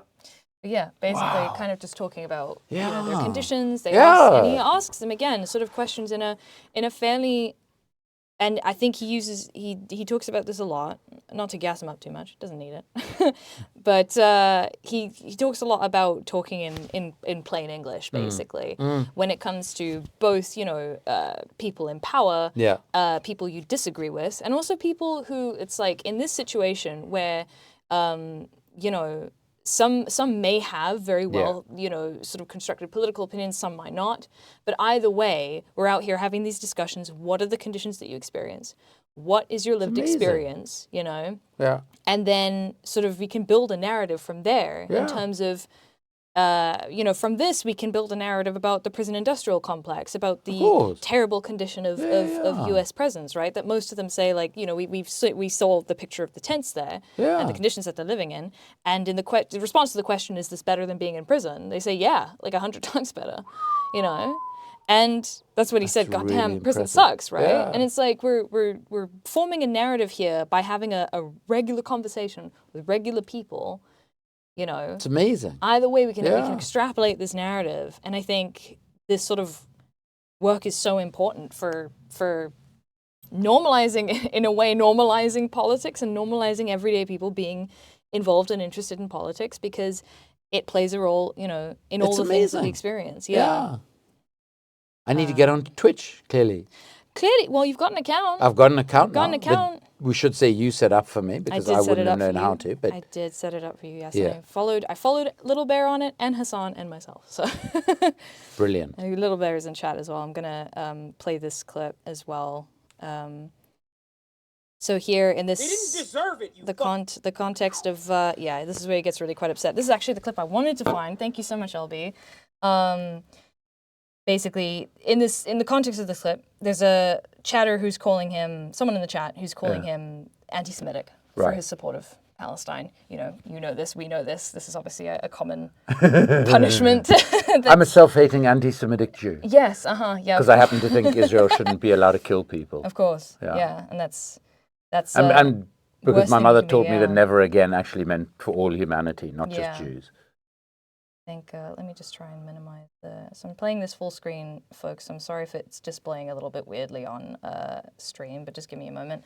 So yes, here's the chat. It says, Okay. what shouldn't happen? Killing 260 people at a music festival. Yeah, and they deserved it. Smooth brain. So he's just criticizing him for being anti-Semitic, okay? And this is the other side of his commentary, right? Is that he gets genuinely emotional on screen, which I think is powerful. Yeah. We'll see. They didn't deserve it, you fucking idiot. My goal is solutions. Your goal is the continuation of violence. You want way more than 260 people dying. You want every single Palestinian to be fucking executed ruthlessly in the streets so that you can build another fucking theme park in Gaza. You fucking baying pig. You fucking bloodthirsty, violent pig dog. Suck my dick. Wow. How do you think this happens? You think it happens out of nowhere? You think these people are just like, oh, we were violent because we want to be violent? You think that's where violence culminates from? Or do you think it's because you have entrapped them, you have bullied them, you have subjugated them, you have humiliated these fucking people? 2 million people live inside of Gaza. They're not even fucking people in the eyes of Israel. They didn't deserve it, you fucking In the eyes of Wow. Israel. That's very... Listen, I happen to think Yeah. that emotion and all this stuff we talk about Yeah. is incredibly important. I mean, I find myself talking about things and I feel myself having to hold back tears. And I don't think we should be embarrassed about that. I think we should feel what we feel. And I think if you're going to get bloody angry with someone like that, you know, when someone says something like that Yeah. on a public platform, Yeah. then, you know, the whole shit about respect and dignity, I'm afraid it obviously falls away. Because here you have someone who is effectively a genocidalist. Yeah. Who is suggesting that all these people need to be murdered, and Yeah. that's the only solution. Yeah. And, you know, that's like the final solution that was proposed by Adolf Hitler. Yeah. And I don't think Mandela's advice was treat Adolf Hitler with respect and dignity while he is slaughtering 12 million people. Yeah. I mean, I think, as I say, for me, it's when somebody shows disrespect to someone else Yeah. that I think they lose the right to be treated with respect and dignity themselves. So I don't have a problem with that sort of engagement. I think we've got to be true to what we feel. What is his background, by the way? Do we have any sense? Yeah, so he's Turkish. I believe he was born in Okay. Turkey, moved to America when he was quite young. His uncle works for the Young Turks. Oh. I've suddenly blanked on his name. I usually know his name, but I've just blanked on his name. Somebody put in the chat, please. My memory for names is so bad now that I just... But, That's so that's awful. very interesting. Yeah, so he's there's something in the culturally family... Muslim. He's culturally Muslim as well. And yeah, so he has someone in the family who sort of worked or has worked in sort of news and stuff. But as far as I understand it, he grew up with you know, watching Democracy Now! And stuff like that. So he's a massive fan. I've seen him sort of get really, I love Democracy Now! Yeah. Oh, chat suddenly updated. Cenk Uygur. Sorry, Cenk Uygur. Okay. Yeah. How long has he been doing this for? Gosh. Yeah, they do actually have completely different politics, though, Cenk and Hasan. But obviously, I think that's definitely, and he attributes that to how he got started in sort of media. He said, how long has he been doing this? For about, 10 years, but 6 years on Twitch. Wow. Yeah, so I'm getting a lot of the info from LB here. That's incredible. Yeah. And like, I only started following him in, I think around 2020, probably, is when I started following him as well. But he's been going for so much longer than that. That's absolutely amazing. Yeah. Can I now ask you something that might be completely inappropriate? And you can shut me off and do... What does LB do? LB also streams. Yeah, but on what sort of stuff? LB. Do you wanna introduce yourself a little bit? That basically also does politics and politics adjacent. Does a lot of the sort of I would say popular culture as well. Okay. And probably the intersection of popular culture and politics. Right. Yeah, has been massively supportive for my stream, which is why you follow her. Okay. I did follow her on your account. Is in South Africa? Cape Town, yeah. Whoa, okay. Yeah. And I've met her and she's a delightful person. Amazing. Yeah. How amazing. Yeah. And there's a lot of her people are in the chat right now. So Okay, so I'm definitely going to start looking at LB stuff. Yes. Because I'm now going to try and find the time to spend some time on Twitch. Yay. And I'm really, really looking forward to seeing what people are talking about. Yeah. There's a lot of South African agitprop. Yeah. Saying what sort of stuff? I guess just kind of, a lot of the same stuff that you said, I think. Like, just talking about South African politics, and she occasionally just has these moments of, sharing stuff about Nelson Mandela. I think she's shared an entire documentary, stream about apartheid and Nelson Mandela and stuff. Yeah. Absolutely amazing. Yeah. So, I mean, I think in South Africa, we have a story to tell. there's a lot of stuff that we need to be worried about in terms of our politics that isn't going well. But, you know, as we were talking earlier, the fundamentals, we've actually achieved something remarkable. And I think we as South Africans often forget that. Yeah. It's maybe slightly easier from a distance when we're not living in South Africa as, you know, like you and I. But it's really, really important. It's why the ICJ thing, I think, was actually important for South Africa too. Yeah. It reminded us of what we'd gone through Yeah. and how we managed to have the transition we had, Yeah. which of course has created all of the socioeconomic problems, et cetera, and the inequalities and the, you know.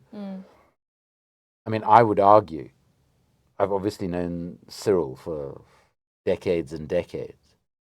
The person you want leading a country that has South Africa's challenges, not necessarily a billionaire who has a few $1 million stuffed into their couch. But I don't know if you're aware, there are more social protests in South Africa every day than anywhere else in the world. Yeah. And the fact is that the one thing that we should be incredibly proud of is we didn't take the oppression of apartheid by just saying, okay, well, this is our lot.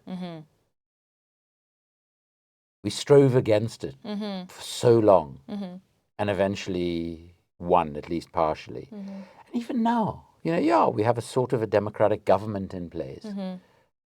When our councillors aren't delivering for us, when they're corrupt, when our politicians in parliament are like politicians everywhere in the world representing themselves and their billionaire and corporate donors, we make noise about it.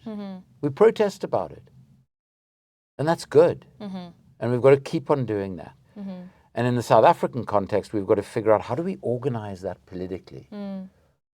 Because it's not manifesting as an organized political movement. It's manifesting as little bits and pieces happening all over the place, where people are just gat vol. Yeah. Oh boy, and does the English language need an equivalent of gat vol? Yeah. Like fed up doesn't really cover it. Oof. You know? No. Doesn't really cover it. No, Yeah. really doesn't. Yeah. And I think, you know, South Africans, because of what we've lived through, because of the fact that we don't just sit back and say, ah, well, this is our lot, what the hell? We have a lot to offer the world. And we shouldn't forget that. And in communities like this, we can have huge impact. Yeah, no, I couldn't agree more. Just people talking. Balloons says, I don't totally understand Twitch, but I feel like LB is very much also an online community builder, both for Hasan stream, but also with the safe corner of Twitch she's collected. It feels so tight-knit to me because of all the behind-the-scenes work and connections and such. And that is kind of, you know, I do think that at the core, at its core, that is what sort of Twitch excels at. Yeah. Is it it excels at creating community and a shared universe, I guess, and a shared sort of lived experience. But that's so great. And really, first of all, thank you so much for inviting me into your community, your communities. No problem. Because we're happy to have you. Yeah. Feels like multiple communities. It is, but very much so, yeah. all strength and power to you. Because I think this is potentially very, very powerful. And I'm really, really, I'm interested to see what you do and what you talk about. I'm very interested to see what LB is talking about and the impact you're all having. And then you can see from the example of Hasan what is also possible to do. And let's have people from all over the place gaining that sort of a platform and that sort of an audience. Yeah. And you know, if you can make a living from it, great, but that shouldn't be the purpose of it. The purpose of it should be to have impact. Yeah. And to create space for community. Yeah. Yeah. No, it's you know, I feel very grateful to have the community that I do. I started streaming on a whim, basically. And I was too scared to talk about politics at first because I thought, oh, you know, I'm a woman on the internet. That's kind of a scary thing to talk about. You know, what could happen? But I do think it's actually when I started talking about politics more sort of overtly is when you start having people, you know, becoming sort of ride or dies, because it's like, yeah, we agree on these key issues, and I can tell what kind of person you are, and people can tell what kind of people each other are in the chat That's from the kind amazing. of, you know, Yeah, things that's that we agree wonderful. on, and the kind of things that we enjoy and find funny, that kind of thing. So I'm very, very grateful to have Stream and have had you on as well. I think we'll probably finish soonish if that's all right with you. Absolutely, and just I mean, just Yeah. keep going. And I think it's great that you found this space. Yeah. And really, all credit to LB for the support they've given you, Thank you. because I think it's really, really important, and it's what community's about. And you don't do it for your own recognition. You do it because you're building a bigger and a stronger and a more vibrant community. And that's how we're going to change the world, by building these communities. And you know, things are horrible at the moment. Things are really, really horrible. Yeah. But wow, at the same time, you know, I hear about things like this. I go out into communities I've worked in for years, all over the UK, all over the world. And there are so many just incredible people, most of them young people, just doing extraordinary things. I mean, I've spent the last few days in communication with a young woman in Brussels who's at the ironically named Free University of Brussels, where I've lectured. I mean, I gave a graduation commencement address there for a group that included a number of whistleblowers from the US's drone program, bizarrely. And this person is being disciplined, threatened with expulsion from the university because they led a protest against a Belgian MP who came onto campus who has been supporting the genocide. And this young person who, I mean, they're not even 20 yet. You know, it must be blooming scary, knowing that their university career could just be stopped by this ridiculous bureaucracy. Yeah. But instead, they've turned the whole disciplinary process into just yet another site of activism, and they've turned it against the university administration that is trying to shut down freedom of speech, freedom of political thought, freedom of protest on a university campus. For goodness sake. It's such absurd And logic. I've been spending quite a lot of time with the student movement across Belgium. Yeah. They are so inspiring. And, you know, I was there over the weekend, and they were so grateful to me as I was leaving. And I said to them, I'm the one who needs to be grateful. Yeah. Because you're allowing me into your community. Yeah. And to see the incredible things that you're doing. Yeah. And that's what gives me hope. So it's people like you as well. So all strength to you. And yeah. together, we're going to change the world. We really are. And, you know, it probably won't be in my lifetime. But I feel very strongly it's actually very likely to be in yours. And that makes me feel far better about the world. Really does. So thank you. Thank you. Thank you, chat. Thank you so much.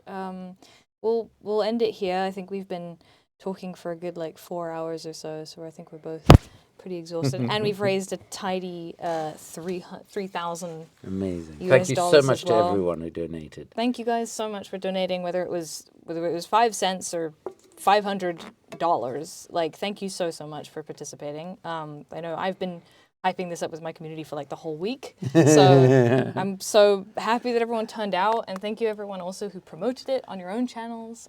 Thank you so much, and thank you for doing this weird thing called Twitch. Thank you for asking me to. You've opened my eyes. No problem, no problem.